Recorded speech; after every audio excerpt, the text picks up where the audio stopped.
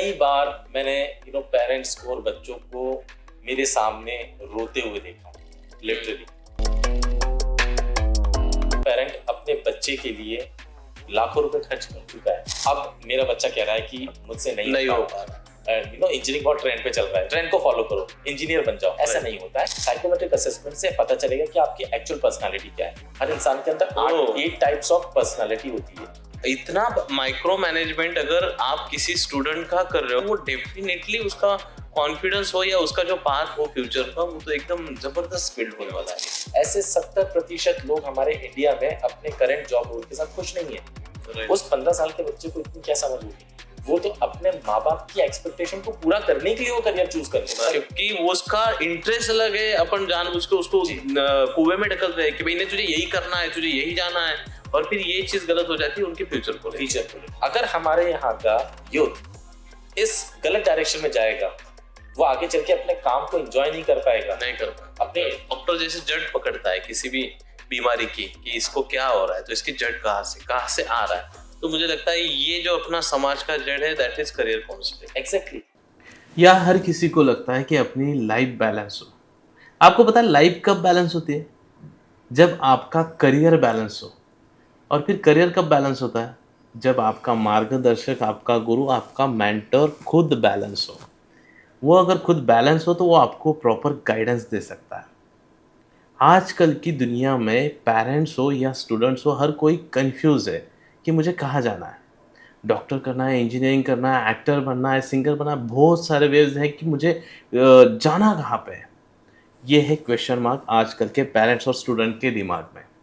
नमस्कार, मैं Lalit Kedare, founder of Escondo media private limited, आप सभी का स्वागत करता हूँ इस पॉडकास्ट में। आज हमारे साथ है ड्रीम कैटलाइजर के को फाउंडर श्रीमान गीतांशु श्रीवास्तव सर। चलो आज डिस्कशन करते हैं करियर काउंसलिंग के रिगार्डिंग, कैसे आपकी लाइफ को बैलेंस किया जाए। जो आजकल की जनरेशन बोल सकते हैं काफी कंफ्यूज है, इवन दो पेरेंट्स भी कंफ्यूज है। चलो फिलहाल तो ये थोड़ा सा अवेयरनेस क्रिएट हुआ है कि करियर भी कुछ होता है जी। और जो बचपन से बच्चों में या स्टूडेंट्स में देखा जाए कि इसका इंटरेस्ट कहाँ पे है। तो स्टार्ट में सर आपका इंट्रोडक्शन मैंने तो नाम से दे दिया, बट हम उत्सुक है कि आपकी स्टोरी क्या थी। आप एकदम से करियर काउंसलिंग का जो टर्निंग पॉइंट था वो कैसे था? ललित सर, बेसिकली मैं अगर अपनी स्टोरी सुनाऊं तो बहुत ही सिंपल सी स्टोरी है, और आम जो लोग होते हैं उन्हीं की तरह मेरा भी एक मेरी कहानी है। और बहुत ही लाइफ में अनइन्फॉर्म्ड डिसीजंस बहुत सारे लिए हैं, और बट लकीली मैं आज यहाँ पे पहुँचा हूँ। सो बेसिकली मैं इंदौर से बिलोंग करता हूँ। इंदौर मध्य प्रदेश का एक शहर है, और मैंने अपना ग्रेजुएशन और पोस्ट ग्रेजुएशन इंदौर से ही किया है। हालांकि मेरा जो स्कूलिंग है वो मध्य प्रदेश का ही एक छोटा सा शहर या कस्बा बोलना चाहिए जिसका नाम सारनी है, जहाँ पे थर्मल पावर स्टेशन है। तो मेरे फादर वहाँ पे कार्यरत थे, और इसलिए मेरी स्कूलिंग वहाँ से हुई है 12वीं तक। और 12वीं के बाद 12th के बाद मैंने इंदौर का रुख लिया, क्योंकि एक शहर है वो, वहाँ पे पढ़ाई अच्छी होती है। तो मैं इंदौर गया और मैंने अपना ग्रेजुएशन कंप्लीट किया है इंटरनेशनल बिजनेस में। 10th के बाद फिज़िक्स केमिस्ट्री से काफ़ी डर लगता था, तो कॉमर्स ले लिया। कॉमर्स लेने के बाद सोचा क्या करना चाहिए। 11th-12th तो निकल गया। अब 11th-12th के बाद सबके दिमाग में, चाहे पेरेंट हो चाहे स्टूडेंट हो, सबके माइंड में एक ही क्वेश्चन चलता है कि अब आगे क्या करना चाहिए। और ये बहुत पुरानी बात है, और उस समय तो करियर काउंसलिंग, करियर गाइडेंस या ऐसी कोई इन्फॉर्मेशन ईजिली अवेलेबल होती नहीं थी। इंटरनेट का ज़माना था नहीं।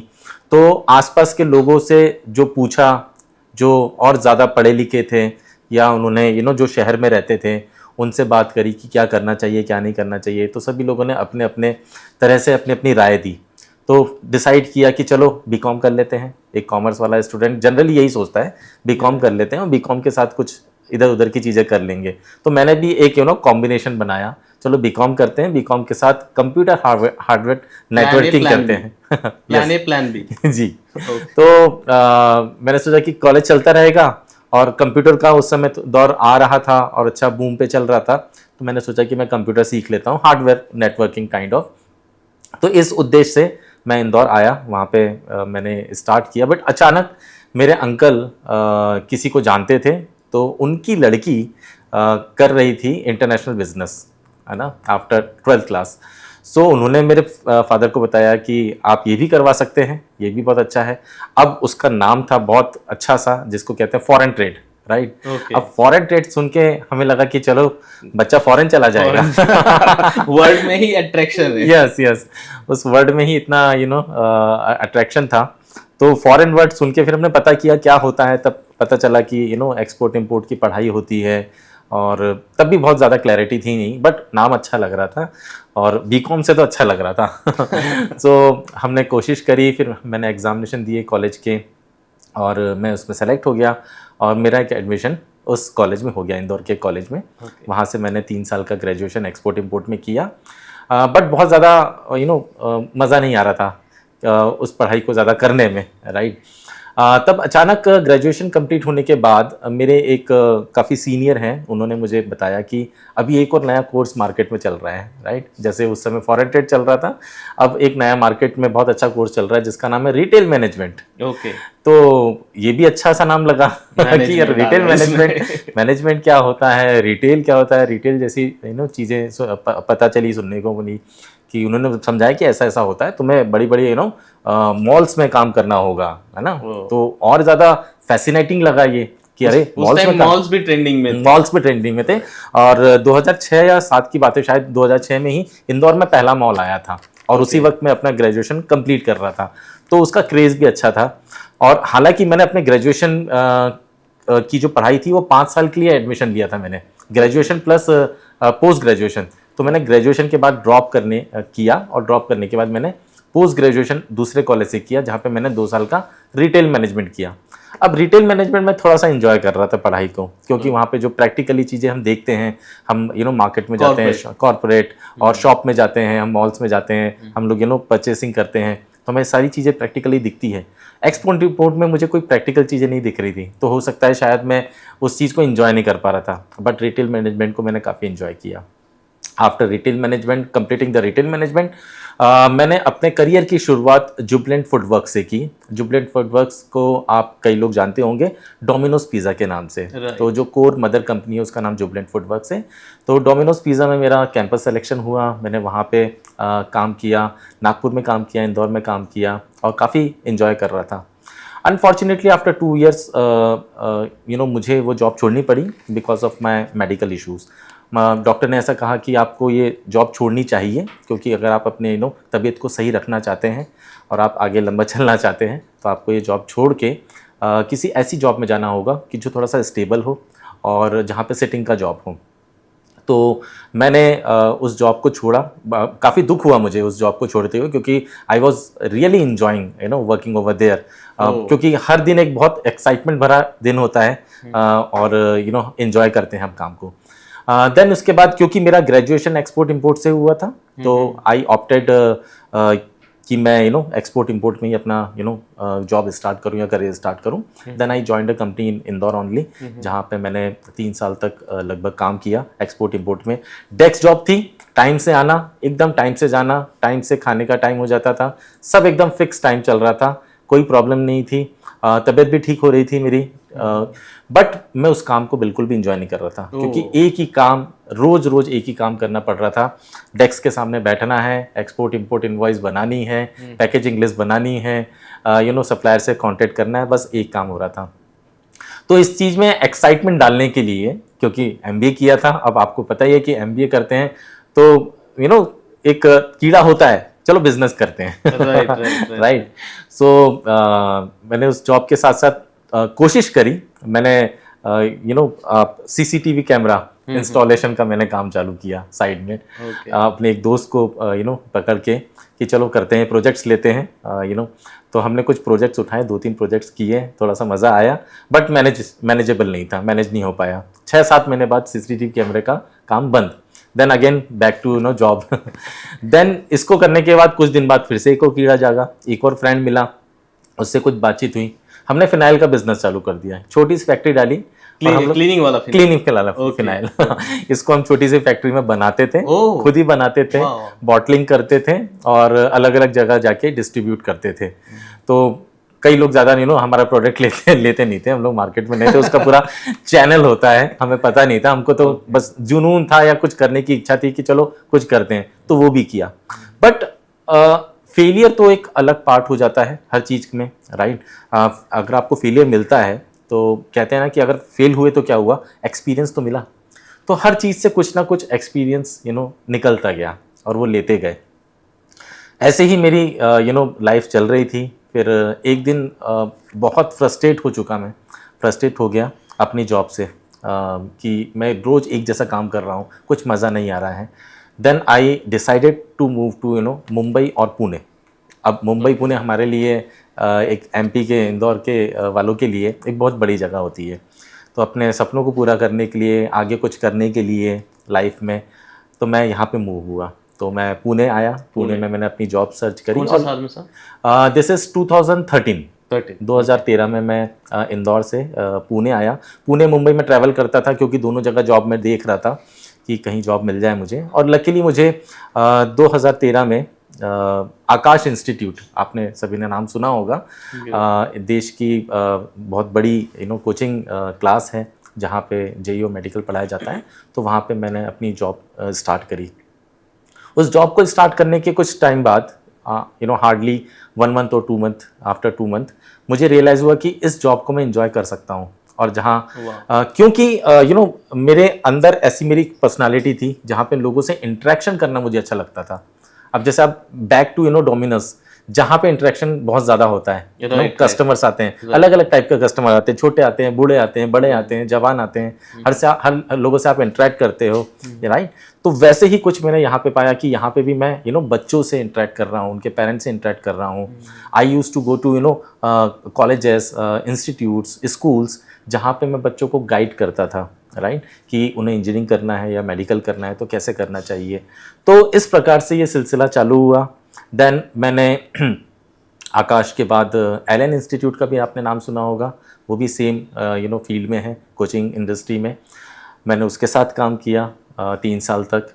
देन उसके बाद मैंने अनअकैडमी, उसका आपने नाम सुना होगा, वो भी ट्रेंडिंग इंस्टीट्यूट है जो कि मेडिकल जी में है। तो यानी इंडिया के टॉप के एजुकेशनल के जो 3 ब्रांड है, तीनों में आपने काम का एक्सपीरियंस। जी, आप कह सकते हैं कि मतलब घाट घाट का पानी पिया है।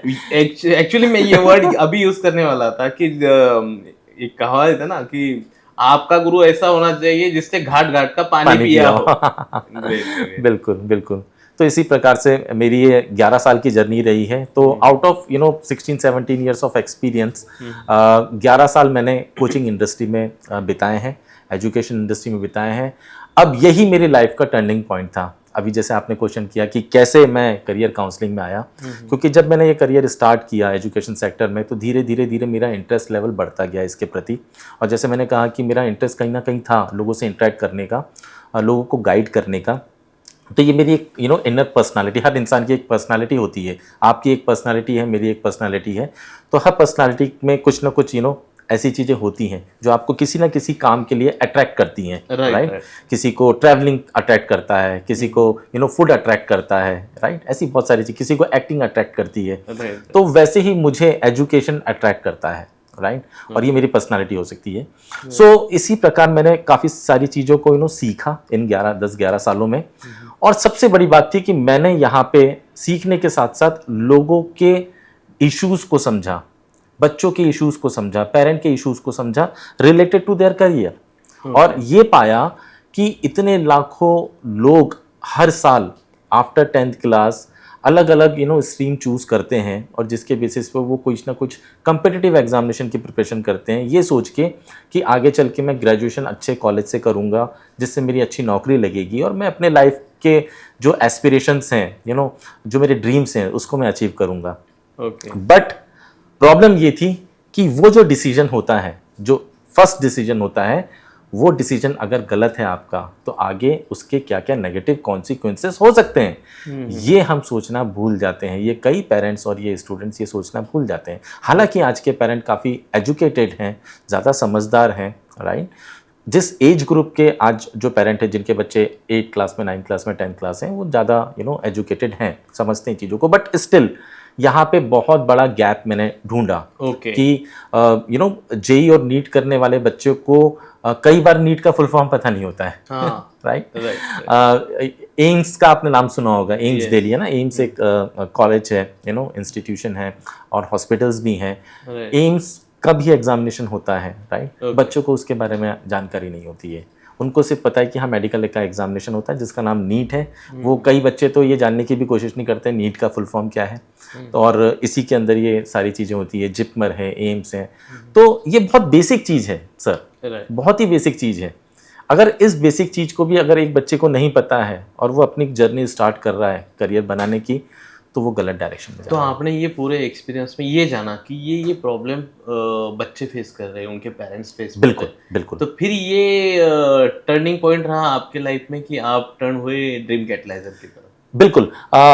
हुआ ये कि काफ़ी टाइम से मेरे दिमाग में ये चल रहा था कि मैं किस तरह लोगों को गाइड कर सकूं, क्योंकि एक आपको मैं बहुत ही फैक्ट और रियलिटी बताता हूं कि हालांकि किसी भी इंस्टीट्यूशन में काम करते हो, किसी भी कंपनी में काम करते हुए आप उस कंपनी के प्रति लॉयल होते हो, है ना।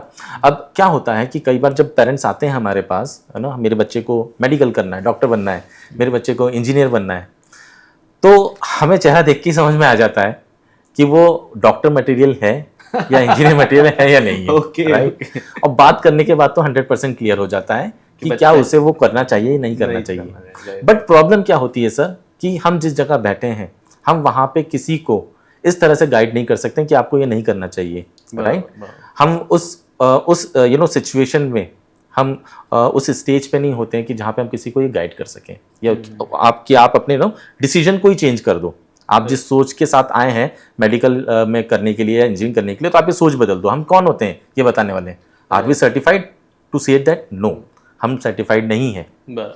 सो ये मैंने प्रॉब्लम फेस करी और कई बार मैंने पेरेंट्स को और बच्चों को मेरे सामने रोते हुए देखा है। लिटरली मेरे केबिन में लोग आते थे कि सर हमने पता नहीं कैसे, हमने क्यों अपने बच्चे का एडमिशन आपके यहाँ करवा दिया, उसके बोलने पे करवा दिया, राइट। उसके फ्रेंड्स क्योंकि एडमिशन ले रहे थे, उनके फ्रेंड्स को जेई करना था या नीट करना था, और हमने भी वो देखा देखी करवा दिया, और अब मेरा बच्चा कह रहा है कि मुझसे नहीं हो पा रहा है, बिल्कुल नहीं हो पा रहा है। वो आने को तैयार नहीं है कोचिंग, वो घर पे रोता है। ऐसी सिचुएशन होती है। अब इस केस में जहाँ पे एक पेरेंट अपने बच्चे के लिए लाखों रुपए खर्च कर चुका है, आप जानती हैं कि आजकल कितनी फीस एजुकेशन काफ़ी महंगा हो चुका है। इवन स्कूल है या कोचिंग क्लासेस हैं या कॉलेजेस वॉटएवर, तो एक सर्टेन ऑफ अमाउंट लगता है और अच्छा खासा अमाउंट लगता है। एक पेरेंट अगर वो अमाउंट को भर चुका है, पे कर चुका है, उसको वापस अगर वो रिफंड के लिए जाता है तो उसको हार्डली कुछ मिलता है, राइट। सो यहाँ पे बहुत बड़ी दुविधा थी, बच्चे के लिए भी और पेरेंट के लिए भी। पेरेंट ने अपने मेहनत से कमाए हुए पैसे को लगाया है, प्लस उससे बड़ी बात, चलो ठीक है पैसा तो वापस रिकवर हो जाएगा और मेहनत कर लेंगे और काम कर लेंगे दिन रात, पैसा वापस ले आएंगे, बट वो जो टाइम गया है वो कहाँ से लाएंगे? वो तो गया ही, बिल्कुल चला गया। वो जो मेंटल प्रेशर आया है वो कहाँ से लाएंगे? ये सारी चीजें जो उस दौर से वो बच्चा गुजरा है, आप यकीन नहीं करेंगे ललित सर, ये तो मैं उन लोगों की बात बता रहा हूँ जो एक्सेप्ट कर लेते थे कि हाँ मुझसे नहीं हो पा रहा है, मुझे बैकआउट करना है। आप सोचिए ऐसे कितने ही लोग होंगे जो ये कह ही नहीं पाते हैं, कह नहीं पाते, बराबर है, बच्चे हैं, कैसे कहेंगे कि पापा आपने मेरे पीछे 1 लाख रुपए, 1.5 लाख रुपए, 2 लाख रुपए लगा दिए हैं, और अब मुझे प्रेशर झेलते रहते हैं। राइट। और फिर ये मेरे हिसाब से उनकी साइकोलॉजी भी चेंज होती होगी, बिल्कुल चेंज होती है। दिमाग में ये प्रेशर लेके जीना भी उनके लिए काफी वो कोचिंग आते हैं, वो पढ़ने आते हैं, वो सिर्फ उनका शरीर आता है, उनका माइंड कहीं और होता है, वो बिल्कुल एंजॉय नहीं कर पाते हैं। और अल्टीमेटली रिजल्ट क्या होता है सर? 2 साल जैसे तैसे वो प्रिपरेशन कर लेते हैं और आफ्टर प्रिपरेशन जब वो एग्जामिनेशन देते हैं तो रिजल्ट तो सबको पता ही है। और इसी वजह से काफी दुर्घटना भी मेरे हिसाब से होती है। बिल्कुल होती है सर, हर साल हम सुनते हैं। अंडर प्रेशर काम होता है ये पूरा का पूरा। हर साल आप जब भी कोई कॉम्पिटिटिव एग्जाम, मैं सिर्फ नीट और जेई की बात नहीं कर रहा हूँ, नीट और जेई बार बार मेरे मुंह से इसलिए निकल रहा है क्योंकि मैंने 11 साल उस इंडस्ट्री में बिताए हैं, राइट। इसके अलावा बच्चे एनडीए की प्रिपरेशन करते हैं 10th क्लास के बाद, बच्चे सीपीटी की प्रिपरेशन करते हैं, सीए के लिए, है ना, ऐसे होटल मैनेजमेंट की प्रिपरेशन करते हैं। तो ऐसे बहुत सारे कॉम्पिटिटिव एग्जामिनेशन है हमारे इंडिया में जिसके बच्चे प्रिपरेशन करते हैं, बट अल्टीमेटली अगर वो उससे अलाइन नहीं हो रहा है तो रिजल्ट उसका नेगेटिव ही आता है।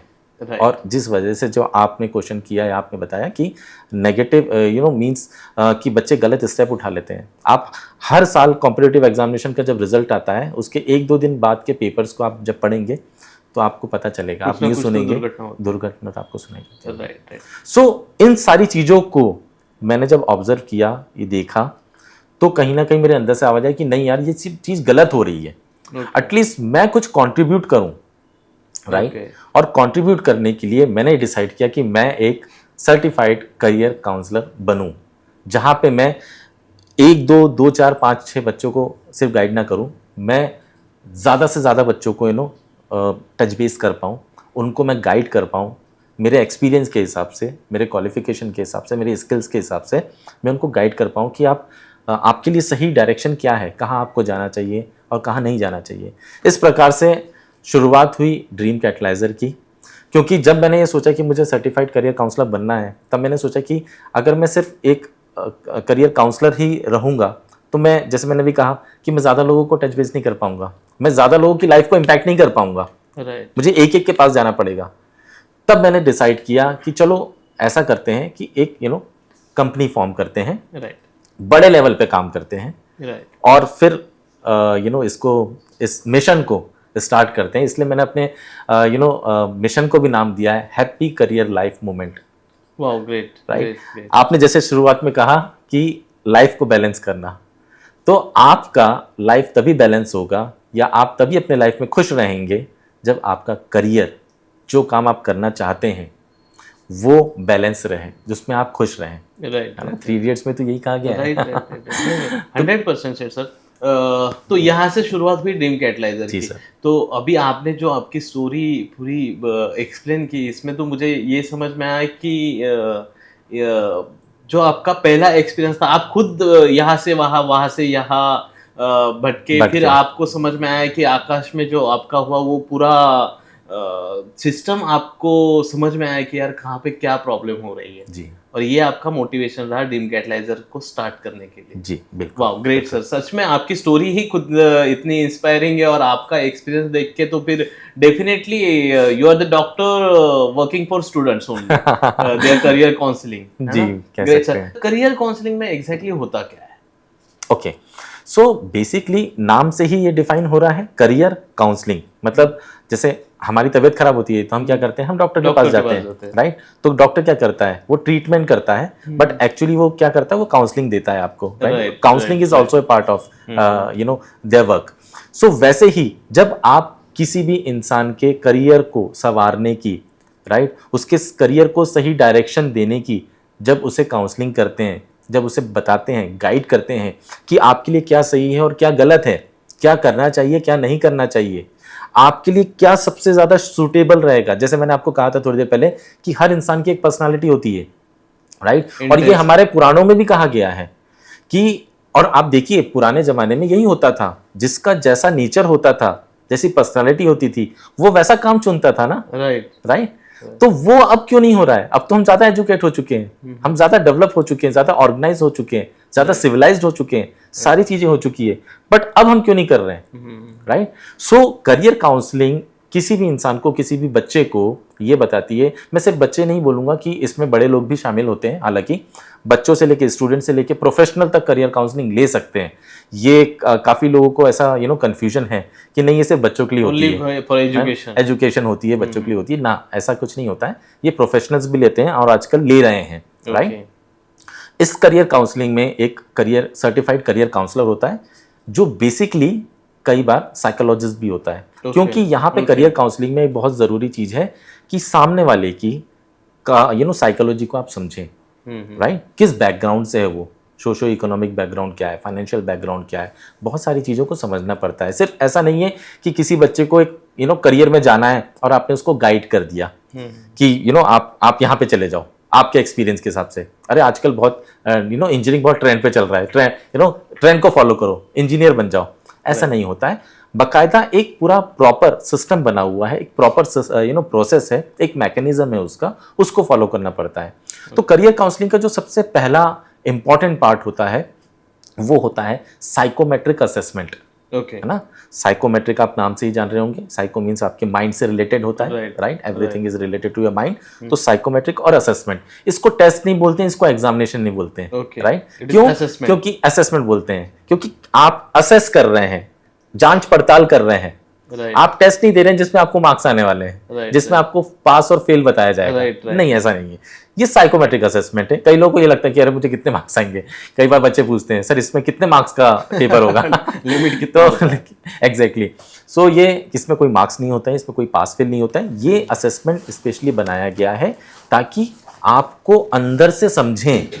वो असेसमेंट में ऐसे क्वेश्चंस दिए गए हैं, उस क्वेश्चन के जब आप जवाब देंगे तो आपके अंदर जो छुपा हुआ है ना, वो सब बाहर निकल के आएगा कि आप एक्चुअल में हैं क्या। और ये रैंडमली नहीं होता है।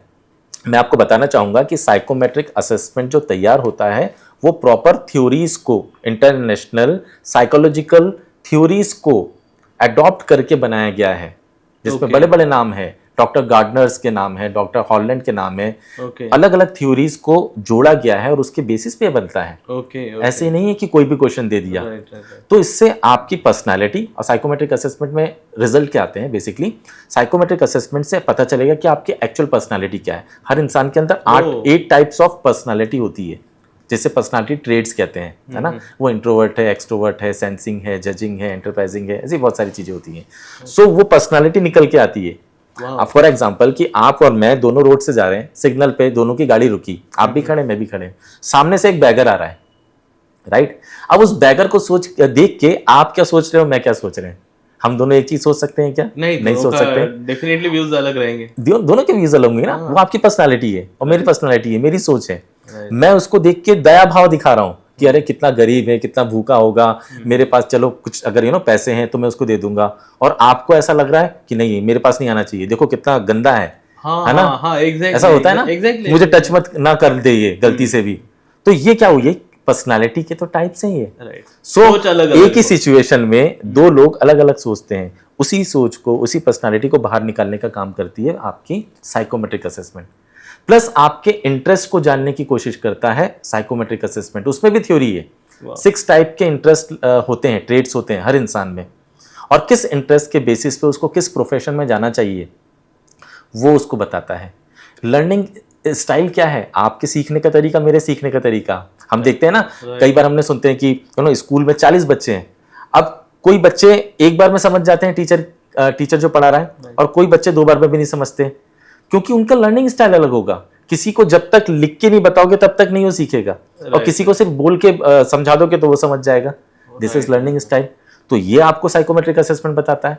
साइकोमेट्रिक असेसमेंट इन तीनों चीजों को, आपकी पर्सनालिटी को, इंटरेस्ट को, लर्निंग स्टाइल को, राइट, और आपके एप्टीट्यूड को। एप्टीट्यूड मतलब जो हार्ड स्किल आपने गेन की है अभी तक, अपने स्कूल में पढ़ाई की है, इन सारी चीज़ों को चेक करके आपको बताता है कि आपको कौन से स्ट्रीम में जाना चाहिए, आपको कौन से करियर क्लस्टर में जाना चाहिए, राइट। आपके लिए कौन सा एनवायरमेंट, वर्किंग एनवायरमेंट सबसे अच्छा होगा। आप अकेले काम करना पसंद करते हैं या आप लोगों के बीच में रह के काम करना पसंद करते हैं? आप टॉकेटिव हैं या आप शांत नेचर के हैं? आप किस टाइप के हैं, ये आपको बताता है। और आप यकीन नहीं करेंगे ललित सर, जब मैंने ये डिसाइड किया या सोचा कि मुझे करियर काउंसलर बनना है या लोगों को टच बेस करना है, गाइड करना है, सबसे पहले मैंने अपना साइकोमेट्रिक किया। ओह आपका इंटरेस्ट क्या है एग्जैक्टली। वो तो मैं सोच रहा था ना कि मुझे लोगों की सेवा करना अच्छा लगता है, सोशल वर्क करना अच्छा लगता है, मुझे लोगों को एजुकेट करना अच्छा लगता है, गाइड करना अच्छा लगता है, ये सारी चीजें अच्छी लगती है। ये तो मैं सोच रहा था, बट एग्जैक्टली मैं उसके लायक हूं या नहीं हूं ये कहां से पता चलेगा, कौन बताएगा? तो वो असेसमेंट आपको गाइड करेगा। बिल्कुल। तो सबसे पहला मैंने स्टेप ये लिया, मैंने अपना खुद का असेसमेंट किया। तो वहां पे जो चीजें निकल के आई वो सही में सरप्राइजिंग थी, और मैं बड़ा खुश हुआ उसको देख के, क्योंकि जो मैं सोच रहा था वो उससे मैच कर रही थी। मेरी पर्सनालिटी आई कि मैं एक्सट्रोवर्ट हूँ, राइट। मैं कुछ परसेंटेज इंट्रोवर्ट भी हूँ, बट मैं एक्सट्रोवर्ट ज्यादा हूँ, मतलब मुझे बात करना अच्छा लगता है। मैं लोगों के बीच में ना आराम से जा सकता हूँ, इसलिए मैं सेमिनार ले पाता था स्कूल्स में, राइट। मैं एंटरप्राइजिंग हूँ। एंटरप्राइजिंग मतलब आप होल्ड कर सकते हो, आप लीड कर सकते हो लोगों को, राइट। आपके अंदर लीडरशिप क्वालिटी है। तो इस वजह से मैं अपने पिछली जॉब्स में एक लीडरशिप पोजीशन पे था, राइट। तो मैं वो लीड कर सकता हूँ, मतलब एक कंपनी भी चला सकता हूँ मैं, राइट। सो ये ऐसी सारी चीज़ें निकल के आई। मेरा सोशल जो फैक्टर है, ट्रेड्स हैं, वो बहुत हाई था। वाह, मतलब मुझे ऐसे काम में मज़ा आएगा करने में जहाँ पे सोशल वर्क को भी मैं इन्वॉल्व कर सकूँ या इंक्लूड कर सकूँ, तो इसीलिए ये सारी चीज़ें आई। सर ये असेसमेंट तो मैं बोलता हूँ स्टूडेंट छोड़ दो, बट हर किसी ने करनी चाहिए, because it's gain your motivation, ये कॉन्फिडेंस गेन करने वाली चीज है सर ये। जी। क्योंकि मुझे भी आज तक इतना पता नहीं था कि करियर काउंसलिंग, मैं तो बोलूंगा कि जो मुंह बोले करियर काउंसलर होते हैं वो तो जैसे साधु होते हैं ना, बोंदू साधु, दे आर लाइक दैट। क्योंकि जी इतना माइक्रो मैनेजमेंट अगर आप किसी स्टूडेंट का कर रहे हो या किसी भी पर्सन का कर रहे हो, तो वो डेफिनेटली उसका कॉन्फिडेंस हो या उसका जो पाथ हो फ्यूचर का, वो तो एकदम जबरदस्त बिल्ड होने वाला है। चलो ये पॉडकास्ट की वजह से ये सारी चीजें मुझे सुनने को मिली और मुझे बहुत अच्छा लगा कि इतना भी कुछ होता है करियर में। क्योंकि क्या हो रहा है कि जो अभी डिस्कशन में आ रहा है ना, ये एक्चुअल परिस्थिति है समाज की कि बच्चे कुछ भी ले रहे हैं, बाद में फिर पछता रहे कि अरे मुझे ये चाहिए था, मैं तो ये कर सकता था। या फिर कुछ बच्चे ऐसे भी हैं कि बेचारे जैसे आपके जैसे ये करेंगे वो करेंगे, 10 चीजें करेंगे बिल्कुल, क्योंकि उनको सक्सेस चाहिए होता है, बट उनको प्रॉपर गाइडेंस नहीं मिलता कि भाई तू स्मार्ट है, तू अच्छा है, बट तू ये कर, यहाँ पे तुझे सक्सेस मिलेगी। एग्जैक्टली। तो ये टाइम सेविंग वाली जो चीज़ है वो करियर काउंसलिंग में मेरे हिसाब से काफ़ी अच्छी है। सर मैं आपको बताना चाहूँगा, एक छोटा सा एग्जांपल देता हूँ, बहुत ही प्रैक्टिकल चीज़ बताऊँगा सर, कि करियर काउंसलिंग मतलब करियर सिलेक्शन की अगर हम बात करते हैं, ये एक ऐसा पहला स्टेप होता है किसी भी इंसान की लाइफ में कि अगर वो गलत हुआ तो आगे चल के बहुत सारी चीज़ें गलत हो सकती हैं। हर किसी को सही करने का मौका नहीं मिलता है सर, राइट। अब मतलब अगर आप अपने शर्ट की पहली बटन गलत लगाएंगे तो सर क्या होगा बताइए? पूरा डिस्टर्ब हो जाएगा ना, नीचे की भी तो बटन्स गलत ही लगेगी ना। तो यही तो होता है, और इसी वजह से आगे प्रॉब्लम क्रिएट होती है। आज लोग अपनी जॉब में, करंट जॉब में, आप डेटा उठा के देखिए, 70% Indian employees are not happy with their current job roles, जिस जॉब में वो काम कर रहे हैं। एक टीचर अगर टीचर बना हुआ है, पढ़ा रहा है, तो वो टीचिंग में खुश नहीं है। एक अगर कंप्यूटर साइंस कर रहा है और वो सॉफ्टवेयर इंजीनियर है, तो हो सकता है वो उसमें खुश नहीं है। ऐसे 70% लोग हमारे इंडिया में अपने करंट जॉब रोल के साथ खुश नहीं है, और उसमें से 50% लोग अपनी जॉब सिक्योरिटी को लेके डरे हुए हैं कि कल वो जॉब मेरे हाथ में रहेगी या नहीं रहेगी। क्यों सर?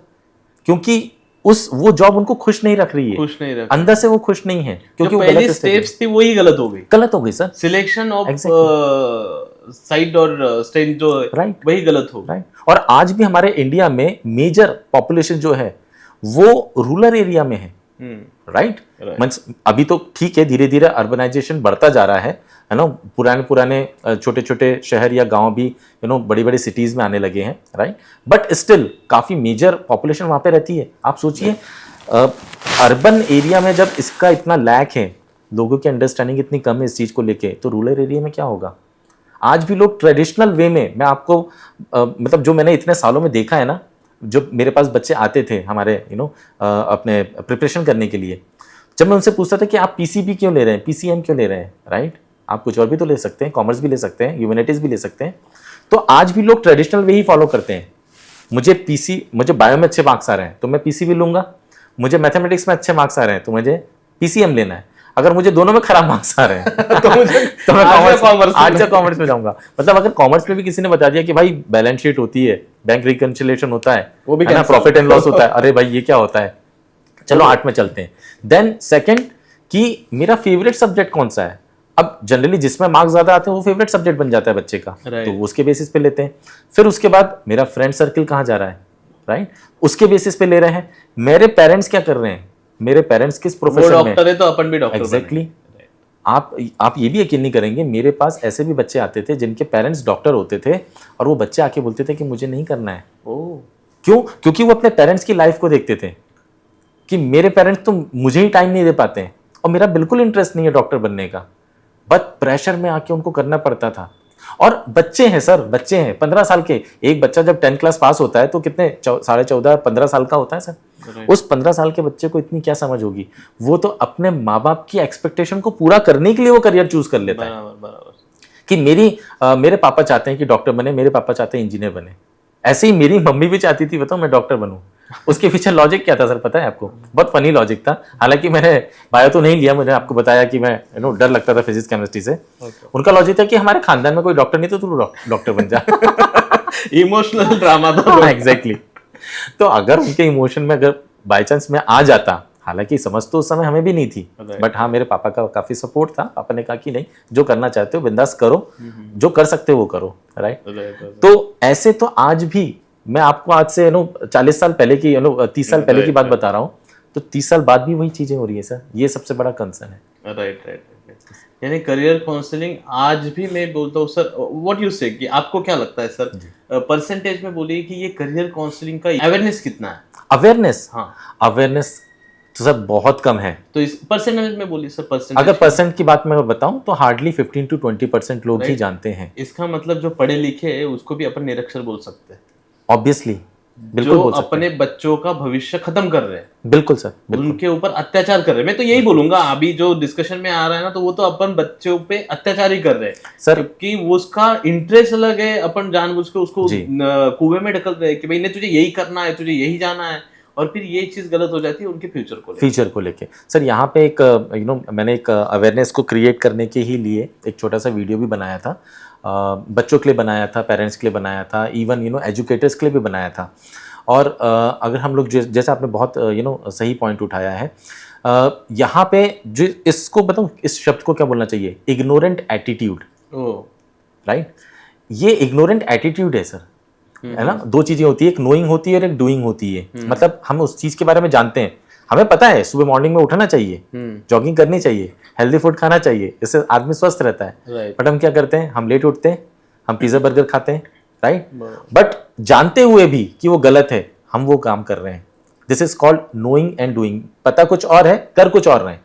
सेम यहाँ पे इग्नोरेंट एटीट्यूड जो है, चाहे वो आप पेरेंट्स का ले लो, अनफॉर्चुनेटली सॉरी टू से, बट है।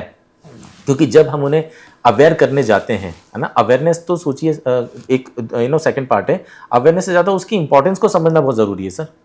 और आप कब समझेंगे, राइट, उसकी इंपॉर्टेंस को, जब उसकी इंपॉर्टेंस को समझेंगे तब आप वो काम कर पाएंगे, राइट। अब मैं आपको एक एग्जांपल देता हूँ, मेरे ही शहर इंदौर का एग्जांपल देता हूँ सर, है ना। आप जानते हैं कि इंदौर पिछले 6-7 सालों से स्वच्छता के मामले में नंबर 1 आता है ना, हर साल।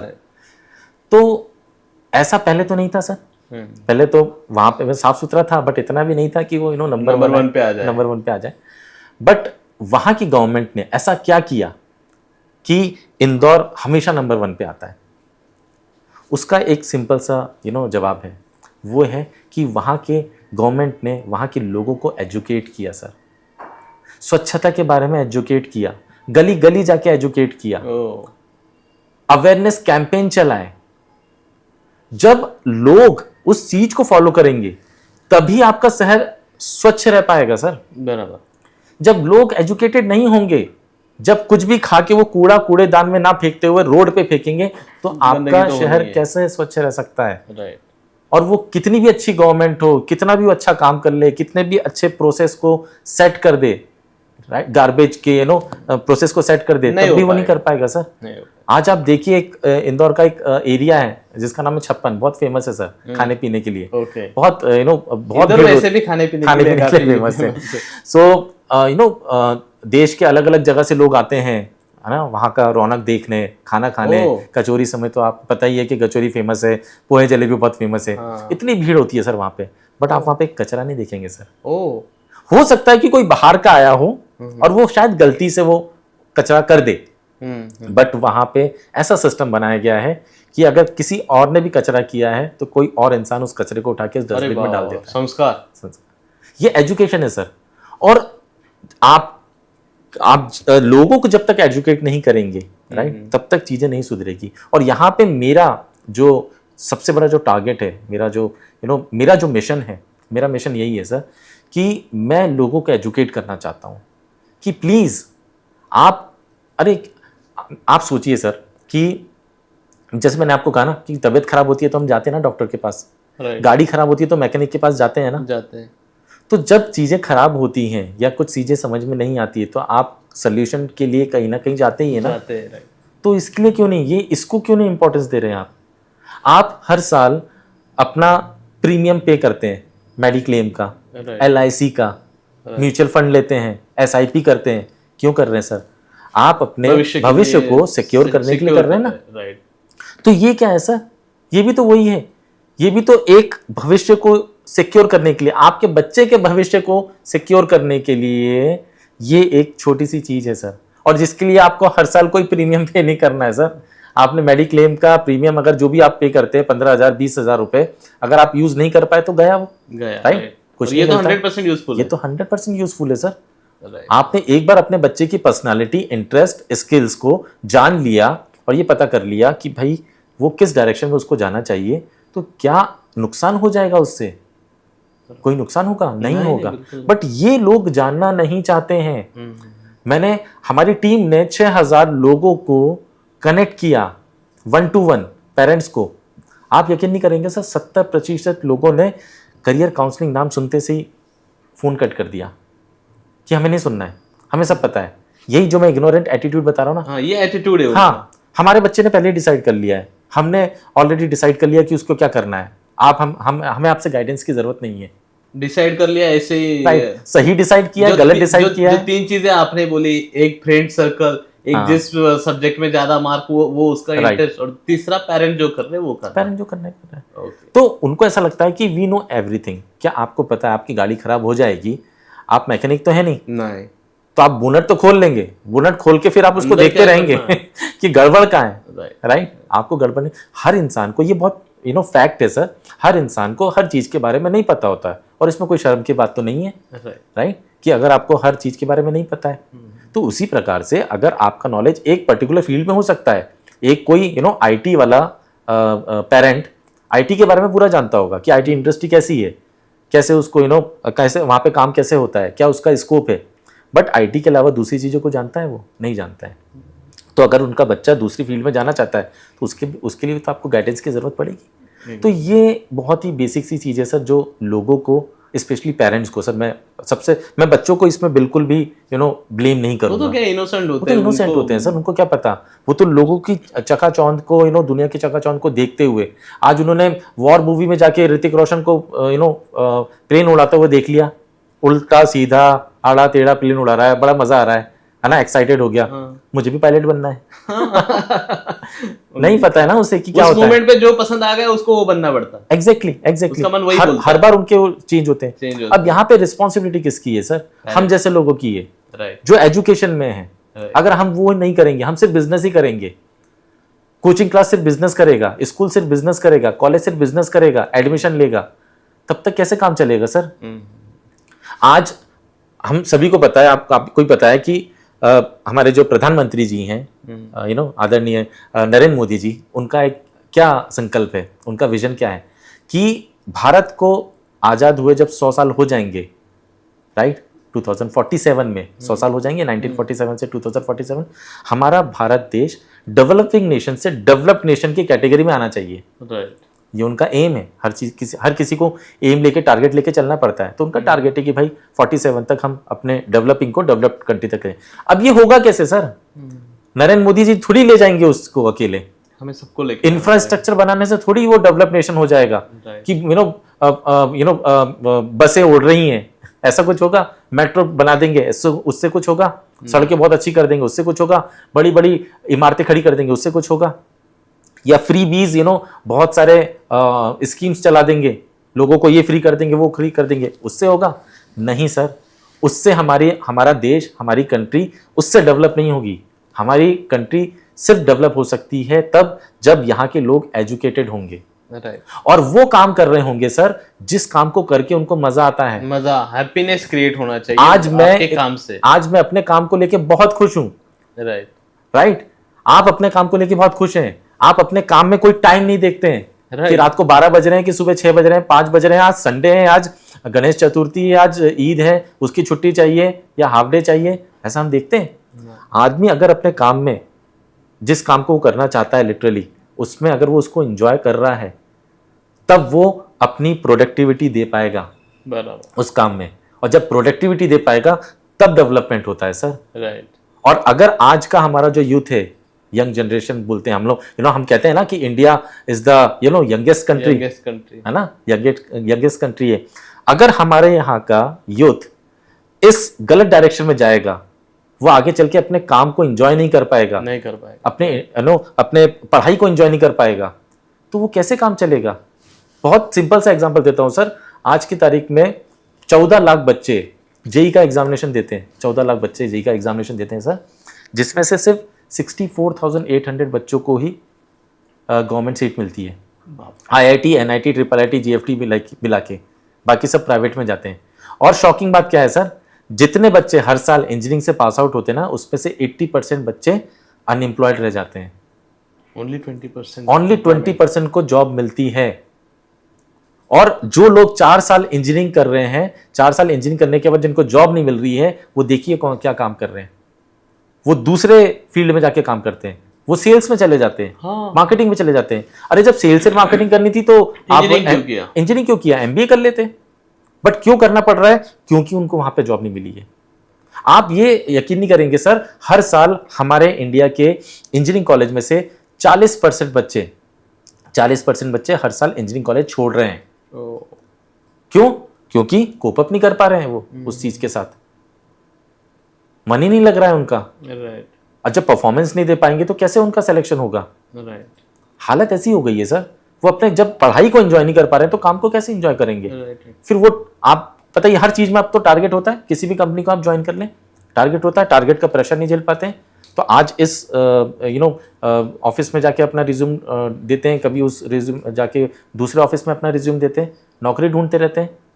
अगर ऐसी स्थिति रही तो फिर कैसे 47 तक हम लोग डेवलप नेशन में आएंगे। राइट, दिस इज वेरी, तो आज हमें उसके ऊपर काम करना होगा, आज से काम करना पड़ेगा सर, टारगेट हमारा कंप्लीट हो पाएगा। एग्जैक्टली। और जैसे आपने बोला सर डॉक्टर का एग्जांपल, तो डॉक्टर जैसे जड़ पकड़ता है किसी भी बीमारी की कि इसको क्या हो रहा है, तो इसकी जड़ कहाँ से आ रहा है। तो मुझे लगता है ये जो अपना समाज का जड़ है, that is career counselling. Exactly. मैंने सर वहां से ही उसकी शुरुआत अगर प्रॉपर तरीके से की जाए तो उसका भविष्य, उसकी लाइफ, जो स्टार्ट में हमने बोला लाइफ बैलेंस होनी चाहिए, तो वो बैलेंस होगी। मैंने सर अपने वीडियो में जो मैंने यूट्यूब पे डाला हुआ है, उसमें मैंने 3 रूट कॉजेज बताए हैं। बहुत सारे इश्यूज हैं सर हमारे इंडिया में करियर को लेके। जैसे मैंने आपको कुछ एग्जांपल दिए, 70% इंडियन पॉपुलेशन के वर्किंग पॉपुलेशन के बारे में बताया, ये इंजीनियरिंग वालों के बारे में बताया। जितने बच्चे हर साल 10th पास आउट करके निकलते हैं ना, उसमें से करीबन 52% 55% बच्चे साइंस लेते हैं, राइट। उसमें से 40% बच्चे 11 के बाद साइंस छोड़ देते हैं सर। राइट, वो आर्ट्स कॉमर्स में चले जाते हैं।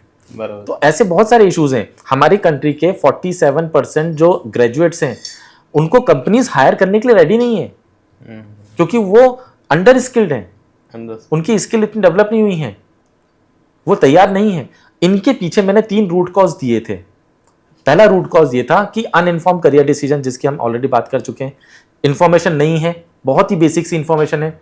93% स्टूडेंट्स को आज की तारीख में सिर्फ 7 या 8 करियर ऑप्शंस के बारे में पता है सर। बराबर। 11वां 12वां पूछ लेंगे ना, चुप हो जाएंगे वो, उनको पता ही नहीं है। इवन अगर वो किसी मेडिकल फील्ड में जाना चाहे, कॉमर्स फील्ड में जाना चाहे, इंजीनियरिंग फील्ड में जाना चाहे, उसमें 6 से 7 करियर ऑप्शंस के अलावा नहीं बता पाएंगे। बट सर आपको पता है 3000 से ज़्यादा करियर ऑप्शन आज की तारीख में अवेलेबल हैं, 3000 से ज़्यादा। तो कैसे पता करेंगे? दूसरा रूट कॉज, जैसे आप रूट कॉज मतलब जड़ की जो हम बात कर रहे हैं ना, तो पहला रूट कॉज तो अनइन्फॉर्म करियर डिसीजन है। दूसरा रूट कॉज क्या है कि mismatch of career with their skill, personality और इंटरेस्ट, जिसकी हम बात कर रहे थे साइकोमेट्रिक की। मिसमैच हो रहा है ना सर, उसको बनना ही नहीं है, उसको वो इंजीनियर लायक ही नहीं है, उसको कुछ और करना है, बट वो इंजीनियर बनना है जबरदस्ती। क्यों? क्योंकि उसके पेरेंट्स चाहते हैं या उसके दोस्त कर रहे हैं। और तीसरा रूट कॉज जो वो भी आपको मैंने बताया कि इग्नोरेंट एटीट्यूड, लोग जानने की इच्छुक नहीं है, उसमें पैसा खर्च करने की इच्छुक नहीं है सर। मैंने आपको बताया ना कि हमने 6000 लोगों को टच बेस किया, 6000 में से 70% लोगों ने करियर काउंसलिंग का नाम सुनते से ही फोन को कट कर दिया, हमें जानने की इच्छा नहीं है। कुछ लोगों ने जिन्होंने हमारी बात सुनी, उसमें से 12% लोगों ने, 14% लोगों ने ये बोला कि नहीं, इसमें हम इतने पैसे नहीं देंगे। कितने का होता है सर? 4000, 5000 और बहुत ज्यादा हो तो 10,000। आप अपने बच्चे को इंजीनियर और डॉक्टर बनाने के लिए एक इंस्टीट्यूट में आप लाखों रुपए खर्च कर देते हैं, 4-5 लाख रुपए खर्च कर देते हैं, जिसकी कोई गारंटी नहीं होती है सर कि वो डॉक्टर बन जाएगा, इंजीनियर बन जाएगा, जिसके पीछे कोई लॉजिक भी नहीं लगा कि आप वहां पे जाते हैं। जब आप लाखों रुपए ऐसी चीज़ के पीछे खर्च कर सकते हैं जिसके पीछे आपने कोई ज़्यादा रिसर्च नहीं की है, जिसके पीछे आपकी कोई गारंटी नहीं है, तो आप 5-10 हज़ार रुपये अपने ये जानने के लिए खर्च नहीं कर सकते हैं कि क्या सही है क्या गलत है।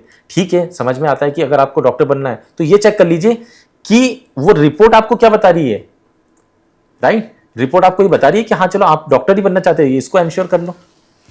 लोग पैसे का, आज मैं सुबह निकल रहा था सर, तो सुबह निकलते निकलते मैंने न्यूज़ चैनल देखा। न्यूज़ चैनल में न्यूज़ आ रही थी iPhone 17 लॉन्च हो चुका है। ठीक है, और शायद पुणे में भी होगा, बेंगलोर में है का दिखा रहे थे शायद न्यूज़। वो लाइन लगी है रात से 2 बजे से रात को लाइन लगी है, और iPhone 17 खरीदने के लिए लोग लाइन लगा के खड़े हैं। कई लोगों ने प्री बुकिंग कर दी है। ये आप देखिए कि क्या हो रहा है इंडिया में। फोन जैसी चीज के लिए लोग इतना क्रेजी हैं। The cost is almost 1.5 lakh plus. Exactly, मतलब उसका जो बेस प्राइस है वो 90,000 से लेके 1,60,000 तक जा रहा है। आप किस चीज के लिए? अपने एक शौक को पूरा करने के लिए आप इतना पेन लेने के लिए रेडी हैं, खड़े हैं वहां पे। और आप उस लाइन में आप देखिएगा उस वीडियो को, कभी आप देखेंगे तो सबसे ज्यादा यूथ लोग खड़े हैं, सब जवान लोग हैं, लड़के लड़कियां, वो लोग खड़े हैं लाइन लगा के 70,000 80,000 अब का मोबाइल लेके, 1.5 लाख का मोबाइल लेने के लिए। बट ऐसी चीज़ों के लिए जो आपकी ज़िंदगी संवार सकती है, उस चीज़ के लिए आप आगे पीछे देख बहाने थोड़े से पैसे के लिए इतने मुझे एक एग्जांपल याद आया सर इससे, यानी मैं को रिलेट करूंगा। जैसे अपन we are Indians and we believe in kundli. शादी के पहले तो कुंडली देखते हैं देखते हैं कि नहीं? बिल्कुल बिल्कुल। कुंडली मैच हुई तो ही अगला कार्यक्रम होता है शादी का, जो भी लड़का लड़की का होता है। तो इट इज काइंड ऑफ कुंडली ना। एग्जैक्टली। बच्चे की कुंडली आप देख लो, वो कहाँ मैच हो रही है? बिल्कुल। इंजीनियरिंग को हो रही है, मेडिकल को हो रही है, या कि बच्चे की कुंडली कहीं दूसरी जगह मैच हो रही है? बिल्कुल। और वो कुंडली अगर मैच हो गई तो फिर उसका भविष्य सेफ है। सेफ है, बिल्कुल सेफ है। जैसे लड़का लड़की की कुंडली मैच हो जाती है तो अपन समझते हैं कि उसका भविष्य सेफ है, उनकी शादी की जो लाइफ है आफ्टर मैरिज वो सेफ है। मतलब एटलीस्ट कॉन्फिडेंस तो आ जाता है। कॉन्फिडेंस तो आ जाता है आदमी को कि हाँ यार आगे चल के क्या होना है वो तो डिपेंड करता है, बट कॉन्फिडेंस तो आ जाता है। यहाँ तो जो इंटरेस्ट है वो अपन क्रिएट करने वाले। बिल्कुल बिल्कुल। चलो डेफिनेटली सर कि समाज में ये जो चीज़ है वो डेफिनेटली हमें भी लगता है कि होनी चाहिए। सर अभी डिस्कशन में काफ़ी चीज़ें सामने आ रही, तो करियर काउंसलिंग की कुछ स्टेजेस भी होती है? यस, करियर काउंसलिंग की स्टेजेस होती हैं, अलग अलग स्टेज पे हम इसे यूज़ कर सकते हैं। देखिए मैं आपको एक चीज़ बताना चाहूँगा, बहुत इंपॉर्टेंट है हमारे दर्शकों के लिए भी ये जानना कि साइकोमेट्रिक असेसमेंट जिसकी मैंने बात की थी, साइकोमेट्रिक असेसमेंट बार बार नहीं देना चाहिए। कई बार ये लोग गलती करते हैं कि ये साइकोमेट्रिक असेसमेंट को वो बार बार अटेम्प्ट करते हैं, है ना, कि चेंजेस आ गए होंगे। ऐसा कोई चेंजेस नहीं आता है। आपके बचपन से लेके जब से आप पैदा हुए हो, आपकी अपब्रिंगिंग हुई है, जिस स्टेज पे आप साइकोमेट्रिक असेसमेंट करते हो उस स्टेज तक आपको पता चल जाता है। बट आइडियल स्टेज जो होती है, जो बच्चा 8th क्लास में है, 8th क्लास तक आप अपना साइकोमेट्रिक असेसमेंट करवा सकते हैं।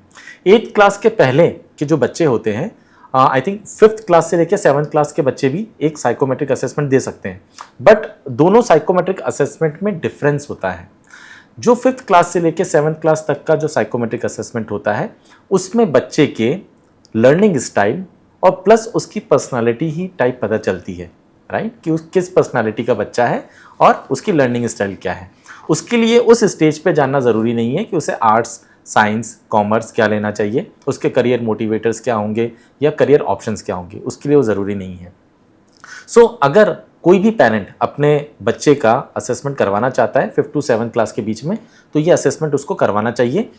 लर्निंग स्टाइल से क्या पता चलता है या उसकी पर्सनालिटी से क्या पता चलता है कि उसके स्किल्स में कहाँ का गैप है, राइट, और उसको over the period of time, जब तक वो 10th तक जाएगा, 5th क्लास से लेके या 6th क्लास से लेके या 7th क्लास से लेके 10th तक जाएगा, तब तक उसकी वो स्किल्स को डेवलप करवा सकते हैं। अगर हमको पहले से ही पता होगा कि हम घर से निकले हैं, हमने गूगल मैप लगाया और हमको गूगल मैप बता रहा है कि you have 2 ways to go, 2 रास्ते हैं, एक में ट्रैफिक जैम है और एक में नहीं है, तो आप क्या करेंगे कि आपको उसका विदाउट ट्रैफिक वाला जाएंगे या अल्टरनेटिव देखेंगे, राइट। तो करियर काउंसलिंग भी आपका गूगल मैप जैसे ही काम करता है, आपको सही डायरेक्शन बताता है कि कहाँ कैसे जाना है। 8th क्लास से लेके 10th क्लास तक के बच्चे अनदर साइकोमेट्रिक असेसमेंट दे सकते हैं, जिस साइकोमेट्रिक असेसमेंट से उनको प्रॉपर क्लैरिटी आएगी डिटेल में, जहाँ पे बच्चे को अपनी personality, interest, learning style, career motivators, career clusters में आपको बता दूं कि एक बंच ऑफ करियर होते हैं। एक हो सकता है कि उसमें 40 से 50 करियर हो या 10 से 12 करियर हो और उसका एक क्लस्टर बनता है, तो करियर क्लस्टर है। तो इस प्रकार से उनको पता चलता है कि उनको कौन सी स्ट्रीम में जाना चाहिए, राइट, और कौन से करियर में जाना चाहिए। अब आपने 8th या 8th के बाद कभी भी एक बार साइकोमेट्रिक असेसमेंट दे दिया तो उससे प्लीज़ दोबारा अटेम्प्ट ना करें, उससे कन्फ्यूजन क्रिएट हो जाएगा, राइट। एक ही बार कीजिए, वही आपके काम आएगा। आप सोचिए कि आज मैंने अपने 40 की एज में मैंने अपना साइकोमेट्रिक किया, तो ऐसा थोड़ी कि आज की सिचुएशन के बेसिस पे उसने को जज किया, वो पूरी लाइफ के हिसाब से किया है कि मेरे बचपन से लेकर आज तक मैंने अपने घर में क्या देखा है, क्या सीखा है, मैंने कैसी पढ़ाई की है, मेरी मेंटालिटी कैसी है, सब कुछ जज करता है वो। एक बार साइकोमेट्रिक कर लिया, हाँ, काउंसलिंग आप मल्टीपल टाइम ले सकते हैं। कई बच्चे 8th में असेसमेंट करने के बाद एक बार काउंसलिंग लेते हैं, देन उसके बाद 9th में, हर साल एक बार काउंसलिंग लेते हैं। कई बच्चे 10th तक एक बार काउंसलिंग लेते हैं, देन उसके बाद 11th 12th में लेते हैं। तो हर स्टेज पे इंसान को या किसी भी कैंडिडेट को काउंसलिंग की ज़रूरत पड़ सकती है, क्योंकि सिचुएशन बेस्ड होती है, राइट। तो इस पे डिपेंड करता है, तो हर स्टेज पे आप कर सकते हैं, एटलीस्ट काउंसलिंग कर सकते हैं। ओके, तो ये स्टेप्स हो गए। और ये करियर काउंसलिंग सिर्फ 11th 12th या जो एजुकेशन वाले उन्हीं के लिए होना चाहिए सर, या कोई भी कर सकता है? नहीं सर, कोई भी कर सकते हैं, ये सिर्फ स्टूडेंट के लिए नहीं है, ये लोग प्रोफेशनल्स भी इसको कर सकते हैं और कर रहे हैं। जैसे जैसे इसकी अवेयरनेस बढ़ती जा रही है, आज देखिए ना कि करियर शिफ्ट कितना हो रहा है, लोग अपने करियर को शिफ्ट कर रहे हैं, राइट। कई लोग सालों से एक जॉब में है बट उनको ग्रोथ नहीं मिल रही है, वो इस चीज़ को एंजॉय नहीं कर पा रहे हैं, तो वो करियर काउंसलिंग का सहारा लेते हैं और ये पता करते हैं कि मेरे लिए कौन सा करियर अच्छा होगा। हालांकि उनके लिए उनको स्किल डेवलप करना पड़ता है, राइट, एक चैलेंजेस है, बट वो कोई इतना बड़ा चैलेंज नहीं है कि वो नहीं कर सकते। आप ये देखिए कि आजकल कई बड़ी कंपनीज, उनकी जो HR टीम होती है, HR डिपार्टमेंट होता है, वो साइकोमेट्रिक असेसमेंट को फॉलो कर रहे हैं। जब कोई कैंडिडेट उनकी कंपनी में किसी भी पोजीशन के लिए अप्लाई करता है तो वो इंटरव्यू के बाद उस कैंडिडेट को साइकोमेट्रिक असेसमेंट करवाते हैं और ये चेक करते हैं कि वो कर बंदा पाएगा या नहीं कर पाएगा। एग्जैक्टली वो बंदा उस जॉब रोल के लिए फिट है या नहीं है, राइट, कि वो टेक्निकल फील्ड के लिए है या मैनेजमेंट फील्ड के लिए है। वो हालांकि वो ज्वाइन करना चाहता है as a management, right, but वो उसके लिए फिट होता है कि नहीं होता है, तो उस स्टेज पे भी होता है। ओके, करियर काउंसलिंग एक दिमाग में आता है सर, सिर्फ स्ट्रीम सिलेक्शन में हेल्प करता है कि ओवरऑल हेल्प करती है करियर काउंसलिंग? नहीं सर, जैसे मैंने आपको बताया कि करियर काउंसलिंग स्ट्रीम सिलेक्शन उसका एक छोटा सा पार्ट है, राइट। सबसे मतलब साइकोमेट्रिक का मतलब ये कि आपकी साइकिक को जानना, राइट, कि आपकी सोच विचार कैसी है, राइट, कि आपके इंटरेस्ट कैसे हैं। तो stream selection is a part of overall psychometric assessment. Sir, जैसे अभी बोलते समय मैंने बोला था कि जो करियर काउंसलर, मुंह बोले करियर काउंसलर होते हैं, बोंदू वाले बोल रहा हूँ मैं, कि ऐसे बोल देते हैं ना कि मैं करियर काउंसलिंग करता हूँ, थोड़ा बहुत एक्सपीरियंस होता है जी, राइट जी। तो प्रॉपर करियर काउंसलिंग होना कितना इम्पोर्टेंट है? सर, प्रॉपर करियर काउंसलिंग होना बहुत ज़्यादा इम्पोर्टेंट है और ये उसी प्रकार है कि आपको फीवर आया, ठीक है, आप डॉक्टर के पास गए और एक डॉक्टर ने आपको गलत डायग्नोज किया और गलत दवाई दे दी, तो आप सोचिए क्या होगा। Perfect example, right sir. So इसी प्रकार से है करियर काउंसलिंग कि यहाँ पे ऑथेंटिकेशन होना बहुत ज़्यादा ज़रूरी है। एक प्रॉपर ऑथेंटिक करियर काउंसलर जो ट्रेंड हो, उसी से आपको करियर काउंसलिंग करवानी चाहिए, जो साइकोलॉजी को समझ सके, क्योंकि ये बहुत ऐसे ही रैंडम चीज़ नहीं है, क्योंकि आजकल तो हर कोई करियर काउंसलिंग देता है। सर, आपको मैं अपना छोटा सा किस्सा सुनाना चाहूँगा सर, कि गलत डिसीजन से या डायरेक्शन से क्या गड़बड़ हो सकती है। बहुत साल पहले, आज से 15-17 साल पहले की बात है, मेरी तबीयत ख़राब हुई। मैं एक पीजी में रहता था, वहाँ पे पीजी के जो ओनर थे वो भी वहीं पे रहते थे, राइट। Bachelor life? मैं बैचलर, हाँ, मैं कॉलेज में था, ग्रेजुएशन मेरा चल रहा था, लास्ट ईयर था। मेरी तबीयत ख़राब हुई, बुखार हुआ मुझे, तो मेरे एग्जामिनेशन चल रहे थे, तो मैंने उसको बहुत ज़्यादा सीरियसली लिया नहीं बुखार को, कि भाई एग्जामिनेशन चल रहे हैं, उसका भी हेडेक था। तो मैंने वहीं पर जो ओनर थे उनसे पूछा कि मुझे बुखार आ रहा है, क्या लूँ। तो उनके घर पे उनकी बेटी भी थी, उनकी वाइफ भी थी। तो जब मैं गया उनके यहाँ, तो अंकल ने कहा कि एक काम करो, सीना रेस्ट ले लो, ठीक है, उससे ठीक हो जाएगा तुम्हारा बुखार। तो अंदर से आंटी की आवाज़ आती है कि नहीं, सीना रेस्ट मत लो, मेरे पास वो पीली दवाई है ना, उससे बहुत अच्छा मतलब असर हुआ था मुझे, फ्रिज के ऊपर रखिए। खा ले। तो मैंने बोला ओके। अंदर से आवाज़ आई दीदी की, है ना, उनकी जो बेटी थी, उन्होंने आवाज़ आई कि उन्होंने कहा कि एक काम का, पैरासीटामोल तू ले सकता है बट एक नीचे जा, और नीचे जो अपने मेडिकल स्टोर है ना, छोटी सी मेडिकल स्टोर है, वहाँ से जाके दवाई ले ले। अब सोचिए कि मुझे बुखार हुआ और मुझे राय देने के लिए 3 लोग आए जो उसमें एक्सपर्ट नहीं थे। किसी ने कहा ये खा लो, किसी ने कहा वो खा लो, एक ने कहा कि भाई नीचे जाके दवाई की दुकान पे चले जाओ, जो मुझे सबसे ज़्यादा सही लगा कि ठीक है। अब दवाई की दुकान में जाते हैं तो जनरली कौन मिलता है? डॉक्टर मिलता है क्या? नहीं। डॉक्टर नहीं मिलता है, वहाँ पे मिलता है छोटू।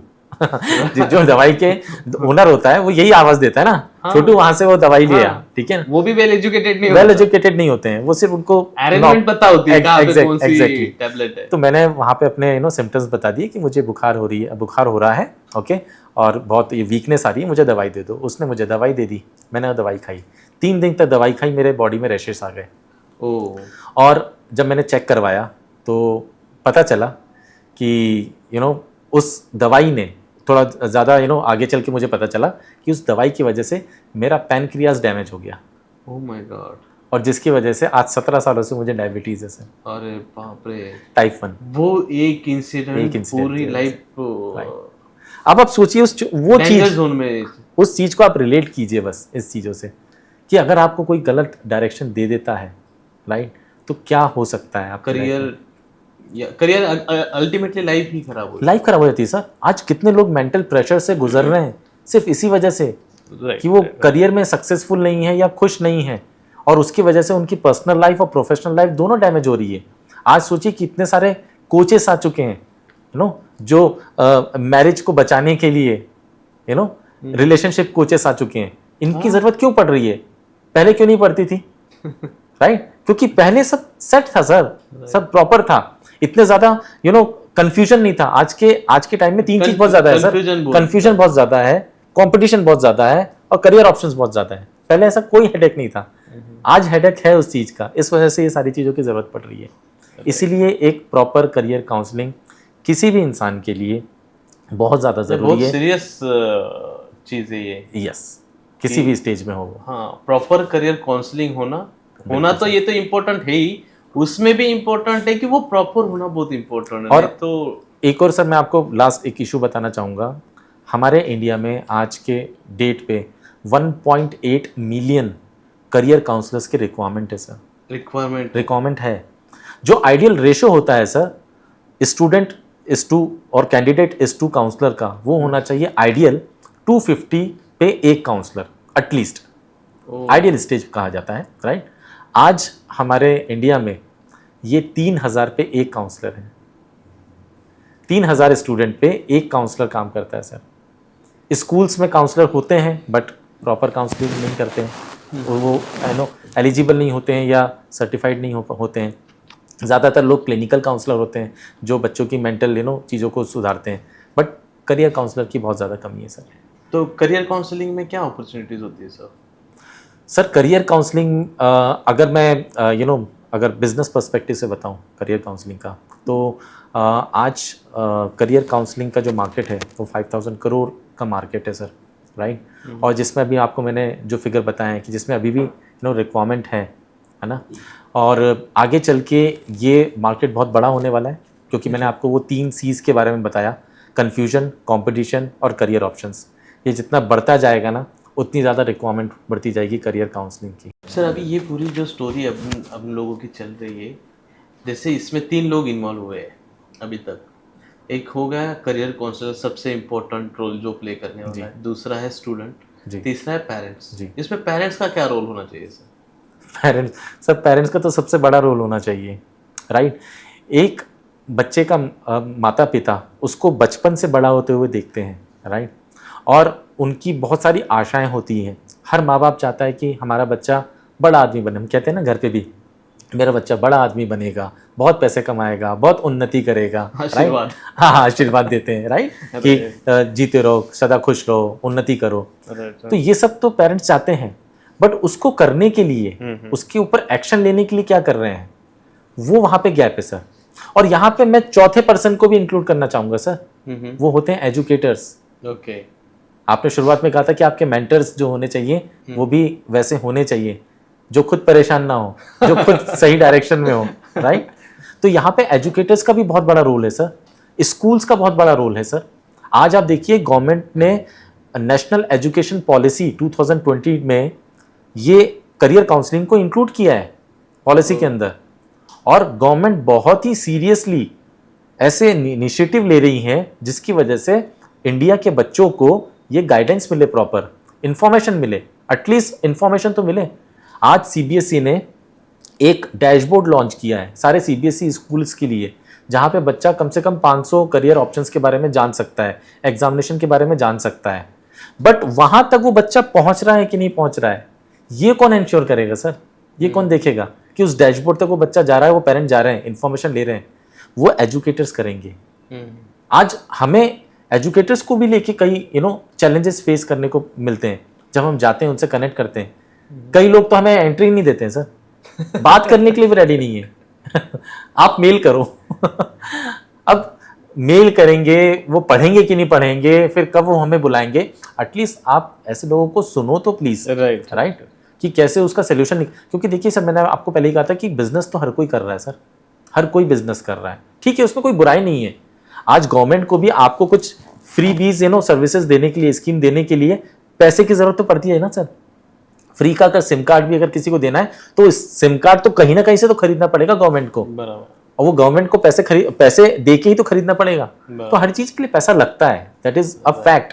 बट उसके बाद आप क्या कर रहे हो, मीन्स आप सोशल वेलफेयर में लगा रहे हो, उसे कैसे लगा रहे हो, उसमें तो एटलीस्ट आपको ध्यान देना चाहिए। तो यहाँ पे स्कूल इंस्टीट्यूशन की भी उतनी ज़्यादा जिम्मेदारी बनती है। मैं तो उनको चैरिएटर्स कहता हूँ, राइट, मैं पिलर्स कहता हूँ उनको। वो उनके कंधों पे ये सारी जिम्मेदारी है और उनको करना चाहिए, ये सारी चीज़ें इनिशिएटिव लेने चाहिए। राइट सर, ये स्टूडेंट्स में जो स्ट्रेंथ और वीकनेसेस है, इसको कैसे पहचानें? स्टूडेंट की जो स्ट्रेंथ और वीकनेस है, जैसे मैंने आपको कहा कि असेसमेंट सबसे बेस्ट तरीका होता है। हालांकि ऐसे बहुत सारी काउंसलिंग भी हमारे यहाँ अवेलेबल है ना, जिसकी बेसिस पे और जिसकी मदद से एक स्टूडेंट की स्ट्रेंथ और वीकनेस को समझा जा सकता है। बट आपको मैं अगर अगर आप लॉजिकली देखें या प्रैक्टिकली आप समझें तो वर्बल काउंसलिंग जो होती है कई बार वो इतनी परफेक्ट नहीं हो पाती है, राइट, क्योंकि आप और हमको महात्मा तो है नहीं, या अंतरात्मा की आवाज़ तो सुन नहीं सकते, राइट। एक इंसान अपने बारे में खुद जानता है सर। और ऐसे जो असेसमेंट डेवलप किए गए हैं, साइकोमेट्रिक असेसमेंट हैं, या ऐसे असेसमेंट डेवलप किए हैं कि जहाँ पे इंसान अपने आप को पूरा खोल देता है, अपने अंदर की सारी चीज़ों को बाहर निकाल देता है बेझिझक, क्योंकि क्वेश्चन पूछा गया है और क्वेश्चन को इस प्रकार से तैयार किया जाता है कि वो अपनी सारी चीज़ों को वहाँ पे व्यक्त करता है और उसके बेसिस पे एनालिसिस करके वो रिपोर्ट हमें बताती है कि उसकी स्ट्रेंथ क्या है और उसकी वीकनेस क्या है। ओके सर, ये सॉफ्टवेयर है कि क्वेश्चनेयर्स होते हैं? सर ये एक सॉफ्टवेयर होते हैं बाकायदा, जिस सॉफ्टवेयर के अंदर ये थ्योरीज को इम्प्लीमेंट किया जाता है। जैसे मैंने आपको Holland's theory, Gardner's theory, MBTI theory, ऐसी अलग अलग थ्योरीज यूज़ होती है पर्सनैलिटी को जानने के लिए, इंटरेस्ट को जानने के लिए। तो ये सारी थ्योरीज को यूज़ करना होता है। मैं यहाँ पे एक और इन्फॉर्मेशन देना चाहूँगा सारे व्यूवर्स को। एक कन्फ्यूजन भी होता है सर, अभी काफ़ी पेरेंट्स से हमने सुना है, लोग एप्टीट्यूड टेस्ट और साइकोमेट्रिक असेसमेंट में कंफ्यूज हो जाते हैं। लोगों को लगता है कि एप्टीट्यूड टेस्ट ही साइकोमेट्रिक असेसमेंट है, मतलब वो कंफ्यूज इसलिए कि उनको उनका डिफरेंस ही नहीं पता है। तो मैं सबको ये बताना चाहता हूँ कि एप्टीट्यूड टेस्ट बहुत ही अलग चीज़ होती है और साइकोमेट्रिक असेसमेंट अलग चीज़ होती है। एप्टीट्यूड टेस्ट का मतलब ये होता है कि आपकी हार्ड स्किल्स को जज करना, राइट, कि आप अपनी हार्ड स्किल में कितने अच्छे हैं, आपका वर्बल कम्युनिकेशन कितना अच्छा है, राइट, आपका स्पेशल एबिलिटी कितनी अच्छी है, आपका विजुअल एबिलिटी कितनी अच्छी है, आपकी न्यूमेरिकल एबिलिटी कितनी अच्छी है। इन सारी चीज़ों को, ये सब हार्ड स्किल कहलाती है ना, इन सारी चीज़ों को टेस्ट करने के लिए बनना है एप्टीट्यूड टेस्ट। एप्टीट्यूड टेस्ट कभी आपको ये नहीं बताएगा कि आपको किस करियर ऑप्शन में जाना चाहिए और या किस स्ट्रीम को आपको लेना चाहिए। बट कई पेरेंट को क्योंकि अवेयरनेस की कमी है, इस वजह से उनको ऐसा लगता है कि नहीं, एप्टीट्यूड टेस्ट देके हमें पता चल जाएगा कि बायो में अच्छा है कि साइंस में अच्छा है या दोनों में खराब है, वो एग्जाम ही दिलवा देते हैं बच्चों को। और साइकोमेट्रिक असेसमेंट आपको बताता है कि आपकी पर्सनालिटी से रिलेट और इंटरेस्ट से रिलेट कौन सा करियर आपको लेना चाहिए। Great sir, right sir. अभी एज अ पेरेंट्स बोल के ये क्वेश्चन ऐसे मेरे दिमाग में आ गया है। My child is in UKG, अच्छा, अभी ये कौन से स्टैंडर्ड से स्टार्ट होनी चाहिए करियर काउंसलिंग? जैसे मैंने सर आपको बताया कि पहला जो असेसमेंट है या करियर काउंसलिंग जो है वो आप कर सकते हैं 5th क्लास से, क्योंकि एक बच्चा वो उस स्टेज पे आ जाता है जहाँ पे वो चीज़ों को समझने लगता है। वो कंप्यूटर पे बैठ के, ये सारे असेसमेंट आजकल सर ऑनलाइन होने लगे हैं, वो बैठ के अपने पेरेंट्स के साथ बैठ के वो क्वेश्चन को समझ के उसका जवाब दे सकता है। क्योंकि जवाब तो बच्चे को ही देना है सर, पेरेंट्स को नहीं देना है, राइट। इसीलिए 5th क्लास से ये काउंसलिंग स्टार्ट हो जाती है। बट 5th to 7th वाले बच्चों के लिए काउंसलिंग उनके पेरेंट लेते हैं, ना कि बच्चे लेते हैं, राइट। वहां पे रिपोर्ट आप यूज कर सकते हैं और काउंसलिंग पेरेंट ले सकते हैं। 5th के बाद 7th के बाद 8th क्लास से जो है वहां पे बच्चों को काउंसलिंग में इन्वॉल्व किया जाता है along with their parents. Okay. चलो मैं फ्यूचर के लिए रेडी हूँ सर ये चीज करने के लिए, इसलिए मैंने अभी पूछ लिया आपसे। जी। सर जैसे अभी पेरेंट्स भी और स्टूडेंट्स भी हर कोई परेशान है, करियर अपॉर्चुनिटी कहाँ पे है? ओके। क्योंकि आपने ही बोला कि 300 3000 करियर अपॉर्चुनिटीज है, राइट। बट ये कब आने वाली है, कहाँ पे अप्लाई करना है, इसके लिए कुछ प्रोविजन है, कुछ प्लेटफॉर्म है जहाँ पे ये पेरेंट्स को गाइड करे? सर देखिए, वैसे तो जैसे हम लोग कहते हैं ना कि गूगल बाबा जिंदाबाद, तो गूगल में तो हर चीज़ अवेलेबल होती है। बट प्रॉब्लम ये है कि गूगल में बहुत सारी इन्फॉर्मेशन है और गूगल कभी आपको ये नहीं बताता है कि वो इन्फॉर्मेशन सही है या गलत है, और बहुत ही ज़्यादा स्कैटर्ड है। और गूगल आपको एक रैंडम रिजल्ट्स देता है। अब आपके ऊपर डिपेंड करता है कि आप कौन सी इन्फॉर्मेशन को लेना चाहते हैं। आपके बहुत सारी साइट्स के वो नाम दे देगा, कौन सी साइट रेलेवेंट है, कौन सी इररेलेवेंट है, उसमें इन्फॉर्मेशन किसने चेक किया है कि इन्फॉर्मेशन सही है या नहीं है, राइट। तो यहाँ पे ये प्रॉब्लम होती है। इन सारी चीज़ों का एक सोल्यूशन हमने क्रिएट किया है। हमने अपना एक डैशबोर्ड क्रिएट किया है, प्रॉपर करियर डैशबोर्ड जिसका नाम है। करियर डैशबोर्ड के अंदर जैसे मैंने आपको बताया था कि 3000 करियर ऑप्शंस हमने वहाँ पे उसकी इन्फॉर्मेशन डाली हुई है। आप फैशन डिज़ाइनर बनना चाहते हैं अगर, तो आप फैशन डिज़ाइनर पे जाके क्लिक कीजिए। फैशन डिज़ाइनर कौन होते हैं, उनके अंदर कौन कौन सी स्किल्स होनी चाहिए, उसके लिए कौन सी पढ़ाई ज़रूरी है, कौन सा स्ट्रीम लेना चाहिए, करियर अपॉर्चुनिटी क्या है, सैलरी आज के हिसाब से, राइट, सैलरी क्या है उसकी, फ्यूचर में कितनी डिमांड है उसकी, और उसके करियर पाथवे क्या है। आप फैशन डिज़ाइनर का मतलब ये नहीं कि आपको आर्ट्स लेना पड़ेगा, आप साइंस से भी जा सकते हैं। तो करियर पाथवे भी बताए जाते हैं कि कितने करियर पाथवे हैं, आप साइंस के थ्रू कैसे जाएंगे, कॉमर्स के थ्रू कैसे जाएंगे, आर्ट्स के थ्रू कैसे जा सकते हैं। Each and every detail we have mention about 3000 career options, right, along with the videos. कुछ वीडियोज भी हमने डाले हैं जहाँ पे प्रैक्टिकली एक फैशन डिजाइनर वो आपको बताएगा कि वो क्या काम करता है। और ये बहुत ज़्यादा ज़रूरी है जानना। अगर एक बच्चा पुलिस में जाना चाहता है ना, तो उसको पता होना चाहिए कि पुलिस एग्जैक्टली करती क्या है, उसका काम क्या होता है। मेरा नीस है, मैंने उससे पूछा कि तुमको क्या करना है, बोले मुझे आईपीएस बनना है। पहली बात तो उसको आईपीएस को फुल फॉर्म नहीं पता था और उसको वहां का वर्क कल्चर नहीं पता था। उसको आईपीएस का मतलब ये पता था कि एक बत्ती की लाल बत्ती या पीली बत्ती वाली आपको गाड़ी मिलेगी और आपको ड्रेस मिलेगा बढ़िया, आप हैट पहनोगे, डंडा आपके हाथ में होगा। क्योंकि वो वरुण धवन को देखता है मूवी में, वो अजय देवगन को देखता है सिंघम में, तो उसके अंदर एक इमेज बन चुकी है। वो रियलिटी नहीं है ना, वो रियलिटी है, राइट। सो हम हर बच्चे को यहाँ पे रियलिटी दिखाते हैं। प्लस इसके साथ साथ हमने डैशबोर्ड में और क्या दिया है, उस बच्चे को इंडिया में 10,000 कॉलेजेस की डिटेल हमने डाली हुई है। 10,000 कॉलेजेस की डिटेल, अराउंड 1.5 लाख कोर्सेज के अंडर। वो कोई भी स्ट्रीम ले, वो कोई भी कोर्स ले, उस कोर्स में जाने के लिए, उसको पढ़ाई करने के लिए कौन से कॉलेज में जाना चाहिए, वो कॉलेज कहाँ है, डिग्री का नाम क्या है, कितनी फीस लगती है, कौन सा एंट्रेंस एग्जामिनेशन होता है, ये सारी डिटेल हमने डाली है। कुछ बच्चे ऐसे होते हैं जिनको अब्रॉड भी जाना है। हमने 8,000 यूनिवर्सिटीज़ की डिटेल हमने अपने डैशबोर्ड में डाली हुई है। तो कोई भी बच्चा दुनिया में किसी भी कोने में जाना चाहे, किसी भी कंट्री में किसी भी यूनिवर्सिटी में जाना चाहे, 8,000 यूनिवर्सिटीज़ की इंफॉर्मेशन उसके हाथ में।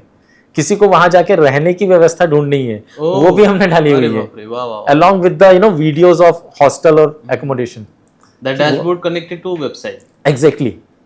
साथ में हमने ऑनलाइन इंटर्नशिप डाली हुई है। आप अगर आर्ट ले रहे हैं सर, है ना, आर्ट के लिए बता रहा हूँ मैं, ज़्यादातर होता है आपको प्रोफाइलिंग करनी पड़ती है, आपको जॉब ऐसे नहीं मिलती है, आपको प्रोफाइलिंग करनी पड़ती है।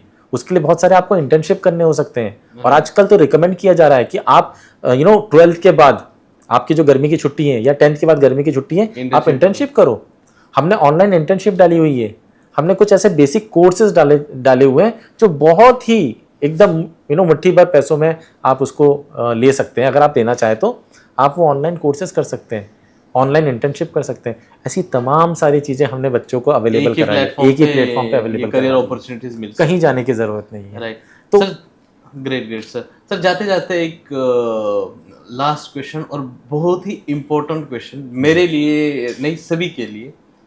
एग्जाम यानी बच्चों में डर, ये तो एक एग्जाम इज इक्वल टू डर, राइट। और इसको तो मैं तो बोलता हूँ पेरेंट्स ही रिस्पॉन्सिबल है, इवन दो आई रिस्पॉन्सिबल। रीजन क्या हो जाता है, एग्जाम है आज एग्जाम है, उठो जल्दी, या फिर कल एग्जाम है सो जाओ जल्दी, या फिर स्टडी करो। ये जो प्रेशराइज किया जाता है और जो एंजाइटी बच्चों में क्रिएट हो रही है, एग्जाम बोले कि भाई एग्जाम है, इसको कैसे कम किया जा सकता है? इसके लिए बच्चे क्या करें, पेरेंट्स क्या करें, क्या गाइड करोगे? सर देखिए, मैं इसको दो चीज़ों में डिवाइड करता हूँ। पहली बात तो ये है कि एक ये हमारे मेंटल से जुड़ी हुई चीज़ें हैं, हमारे दिमाग से जुड़ी हुई चीज़ें, और ये अभी नहीं हो रहा है, ये तो सालों से हो रहा है, हमारे ज़माने से ही हो रहा है कि एग्ज़ाम का नाम लिया और प्रेशर अपने आप क्रिएट हो जाता है कि क्या होगा, कैसे होगा, है ना। सो सबसे सिंपल तरीका है कि अगर आपको अंदर अपने ऊपर कॉन्फिडेंस है, आपकी प्रिपरेशन प्रॉपर है, राइट, तो आपको कभी ऐसी एंजाइटी कभी होगी नहीं। ऐसे कई सारे बच्चे होते हैं जिनको इस टाइप की एंजाइटी, प्रेशर वाली एंजाइटी क्रिएट नहीं होती है ना। फॉर एग्जांपल कि अगर क्लास के अंदर एक टीचर एंटर होता है, राइट, और वो कहता है कि चलो आज सरप्राइज टेस्ट लेता हूँ राइट, तो वो बच्चा कभी नहीं डरेगा जो रेडी है, जो प्रिपेयर है, जिसने प्रीवियस लेक्चर में ध्यान से पढ़ाई की है, अपना होमवर्क कंप्लीट किया है या उस टॉपिक को समझा है, वो कभी भी उस चीज़ से नहीं डरेगा। बट जिसने उस चीज़ को नहीं समझा है वो हमेशा डरेगा। तो डर का एक सबसे बेसिक कारण ये है कि आपकी प्रिपरेशन नहीं है, या तो आपके पास इन्फॉर्मेशन नहीं है। तो इन्फॉर्मेशन, लैक ऑफ इन्फॉर्मेशन और lack of preparation creates anxiety and pressure. एक ये तरीका हो गया। दूसरा, सॉफ्ट पेरेंटिंग आज के टाइम पे, राइट, बहुत ज़्यादा प्रेशर क्रिएट कर रही है बच्चों के अंदर, राइट। आप और हमारे जैसे लोग, हम लोग बहुत ही स्ट्रांग है, मैं तो स्ट्रांग ही समझता हूँ, राइट, क्योंकि हम बहुत सारे सिचुएशन से निकल चुके हैं और आज भी बहुत स्ट्रांग है, राइट। बट आजकल के बच्चे आप खुद ऑब्जर्व करते होंगे कि इतने स्ट्रांग नहीं है, वो बहुत जल्दी प्रेशर में आ जाते हैं, बहुत जल्दी डिप्रेशन में आ जाते हैं, राइट। और उसका रीज़न है सॉफ्ट पेरेंटिंग सर। वो पेरेंट जो खुद अपनी लाइफ में स्ट्रगल करके आज इस मुकाम पे पहुंचा है, वो अपने बच्चे को वो लाइफ नहीं देना चाहता है। ठीक है, वैसी आप लाइफ मत दो उनको, सारे ऐशो आराम दो या कंफर्ट दो, बट उनको पेन का भी तो एहसास होने दो। जो कभी पेन का एहसास ही नहीं कर पाएगा तो वो कमज़ोर ही होगा ना। जो कभी फेल नहीं होगा तो उसको पास होने की खुशी कैसे होगी सर? और सॉफ्ट पेरेंटिंग मैं इसका जिम्मेदार ठहराता हूँ। अननेसेसरी पेरेंट्स उस चीज़ को बहुत हवा बना देते हैं, बहुत अननेसेसरी कूल बनने के चक्कर में, DDLJ के जो क्लाइमेक्स वाला अमरीश पुरी था, वो बनने के चक्कर में कि जा सिमरन जा, जी ले अपनी जिंदगी। आजकल हर पेरेंट यही करता है कि हम बहुत कूल हैं, हर किसी से कहते हैं हम बहुत कूल हैं, हमने बच्चे को बोल दिया कि जो अपनी लाइफ में जो करना चाहते हो करो, अच्छे से करो, हम तुम्हारे साथ हैं। अरे अच्छी बात है कि आपने उसको ये कॉन्फिडेंस दिलाया है कि जो करो अच्छे से करो, बट आप क्या कंट्रीब्यूट कर रहे हो? बस ये बोल के फुर्सत हो गया? आपने कहीं चेक पॉइंट्स बिठाए हैं कि वो बच्चा कोई डिसीजन ले रहा है तो सही ले रहा है? जैसे मैंने बताया, हमारे क्लासेस में लोग आते थे, हमारे बच्चे को मेडिकल करना है, आपके बच्चे को मेडिकल करना है, तो ये आपने चेक किया है कि वो कर सकता है कि नहीं कर सकता है, या कोई ऐसी चीज़ों को अपनाया है जिससे आपको ये पता चले, कॉन्फिडेंस मिले कि हाँ आप सही डायरेक्शन में या आपका बच्चा सही डिसीजन ले रहा है।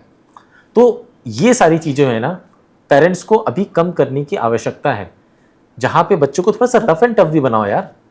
इतना कमज़ोर बनाने की क्या दिक्कत है? आज मैं आपको एक और छोटा सा एग्जांपल देता हूँ कि हमारे पास एक असेसमेंट है जो हमने तैयार किया है। किसके लिए? इंजीनियरिंग वाले बच्चों के लिए जो जेईई का एग्जामिनेशन देते हैं। जैसे मैंने आपको बताया 14 लाख बच्चे हर साल जेईई का एग्जामिनेशन देते हैं, जिसमें से सिर्फ 64,000 बच्चों को ही सीट मिलती है। बट ये बच्चे सिर्फ पीसीएम की प्रिपरेशन कर रहे हैं सर, इनका कोई डायरेक्शन नहीं है, ये हाफ प्रिपरेशन कर रहे हैं। हाफ प्रिपरेशन का मतलब होता है सिर्फ सब्जेक्ट की प्रिपरेशन करना। प्लानिंग भी तो इंपॉर्टेंट है ना सर। राइट। आज धोनी कितना ही बड़ा क्रिकेटर होगा, तेंदुलकर कितने ही बड़े क्रिकेटर होंगे, या विराट कोहली कितने ही बड़े क्रिकेटर होंगे, बट एक मैच खेलने के पहले उनको प्रैक्टिस तो करनी पड़ती है ना सर। डेफिनेटली एनालिसिस करना पड़ता है, किस टीम के साथ खेल रहे हैं, उनकी स्ट्रेंथ क्या है, उनकी वीकनेस क्या है। तो आपको यहाँ पे भी तो जानने की जरूरत है सारी चीजें। आप वो एनालिसिस क्यों नहीं करते हैं? जब हमने पेरेंट्स को कनेक्ट किया और ये बताया कि हम आपके बच्चे को इस छोटे से असेसमेंट के थ्रू ये बताएंगे कि आपके बच्चे को कौन सी ब्रांच लेनी चाहिए, क्योंकि हर ब्रांच के अलग कट ऑफ होते हैं, राइट। तो वो जब उसको ये इंफॉर्मेशन ही नहीं होगी तो वो किस चीज की प्रिपरेशन कर रहा है, वो जेई की प्रिपरेशन कर रहा है। यहाँ पे पेरेंट क्या बोलते हैं, नहीं हमारे बच्चों को अगर हमने पहले से ही बता दिया कि नहीं इन्हीं 4 ब्रांचेस में या इन्हीं ब्रांचेस में वो जा सकता है, तो वो डिप्रेशन में आ जाएगा, उसकी प्रिपरेशन में इंपैक्ट क्रिएट होगा, राइट। तो ये पेरेंट कर रहे हैं। सो और ये क्या करेगा सर, आज प्रेशर आपने अपने बच्चे को प्रेशर से बचा लिया ना, बचा लिया, आगे चल के तो प्रेशर आना ही है हमें ना, जब वो अचीव नहीं कर पाएगा उस चीज को तब तो प्रेशर आएगा ना। कितने लोग, जैसे मैंने आपको बताया कि 40% इंजीनियर अपना कॉलेज को छोड़ रहे हैं, क्यों छोड़ रहे हैं, इसी वजह से क्योंकि उन्होंने सही ब्रांच सेलेक्ट नहीं की है, सही ब्रांच सेलेक्ट नहीं की है तो वो अपने एग्जामिनेशन में पास नहीं हो पा रहे हैं, ड्रॉप पे ड्रॉप होते जा रहे हैं। प्रेशर, तो प्रेशर को से बचने के लिए आपको प्रेशर लेना आना चाहिए, सिंपल सी बात है, उसको फेस करना आना चाहिए। और जब तक आप प्रेशर को फेस नहीं करोगे तब तक आप उस चीज को फील नहीं कर पाओगे, उस चीज से लड़ नहीं पाओगे। जैसे इतिहासकालीन जो लड़ाई होती थी जी, तो लड़ने के लिए लोग जाते थे तो पूरी तैयारी के साथ जाते थे, बिल्कुल, कितना खाना लगने वाला है जी, कितने सैन्य लगने वाले हैं, क्या हथियार यूज करने वाले जी, तो उस टाइप की ये भी एक लड़ाई है जिंदगी की। बिल्कुल सर, बिल्कुल बिल्कुल। तो उसके लिए सबको पहले से तैयार होके जाना, पहले से तैयार होना, प्रोएक्टिव होना पड़ता है। आज आप मान लीजिए कि आपको कहीं अपनी फैमिली के साथ बाहर घूमने जाना है, फॉर एग्जांपल केरल जाना है घूमने के लिए, तो आप क्या केरल पहुंच के स्टेशन पे उतर के या एयरपोर्ट पे उतर के आप डिसाइड करेंगे कि आपको कहाँ रहना है, कौन सी गाड़ी करनी है, कहाँ घूमने जाना है? आपकी प्लानिंग तो पहले से होती है ना सर, कि मुझे फ्लाइट से जाना है, मुझे ट्रेन से जाना है, मुझे बस से जाना है, मैं कोच्चि में उतरूंगा या त्रिवेंद्रम में उतरूंगा, वहां से मैं अपना कौन सा रूट लूंगा, मेरी बुकिंग्स कहाँ कहाँ हो चुकी है, राइट, होटल की। क्यों करते हैं आप? ताकि आपको वहां पहुंच के आप उस चीज को एंजॉय करें, आप परेशान ना हो, मुझे टैक्सी नहीं मिल रही है, मुझे होटल नहीं मिल रहा है, मैं कहाँ ठहरूंगा। तो ये आप चीजें जो ऑलरेडी आपकी नॉर्मल लाइफ में कर रहे हो, इसको यहाँ पे क्यों एजुकेशन में करने, यहाँ पे क्यों इंप्लीमेंट नहीं कर रहे हो? यहाँ पे आप क्यों बोलते हो कि नहीं हमें जरूरत नहीं है, हमें सब कुछ पता है, हम 12वीं के बाद कर लेंगे अगर जरूरत पड़ेगी, हम 10वीं के बाद देख लेंगे। This is the thing. Great sir, बहुत मजा आया सर। ये एजुकेशन करियर काउंसलिंग की जो डिस्कशन थी ये डेफिनेटली हमारे प्रेक्षकों को और मुझे डेफिनेटली फ्यूचर में गाइडेंस मिला है और फ्यूचर हमारा उस टाइप से डिजाइन होने वाला है। बिल्कुल सर, बहुत मजा आया सर ये डिस्कशन में। हमारे साथ थे ड्रीम कैटलाइजर के को फाउंडर श्रीमान गीतांशु सर। अभी आप लोगों ने जो सुना करियर काउंसलिंग का इम्पोर्टेंस, मैं आशा करता हूँ आप सभी प्रैक्टिकल लाइफ में इसका यूज करोगे, आपके बच्चों पे, इवन तो आपके खुद पे भी। आप भी अगर आपके लाइफ में बैलेंस नहीं हो, मैंने स्टार्ट में बोला था बैलेंस लाइफ के लिए करियर बैलेंस होना चाहिए। तो चलो अभी आप करियर के कौन से स्टेज पे हो, आपको करियर अभी भी बैलेंस करना है तो आपके गुरु श्रीमान गीतांशु सर है available.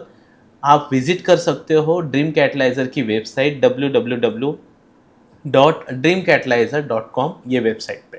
Thank you so much. Welcome to Dream Catalyzer, where your dreams meet direction.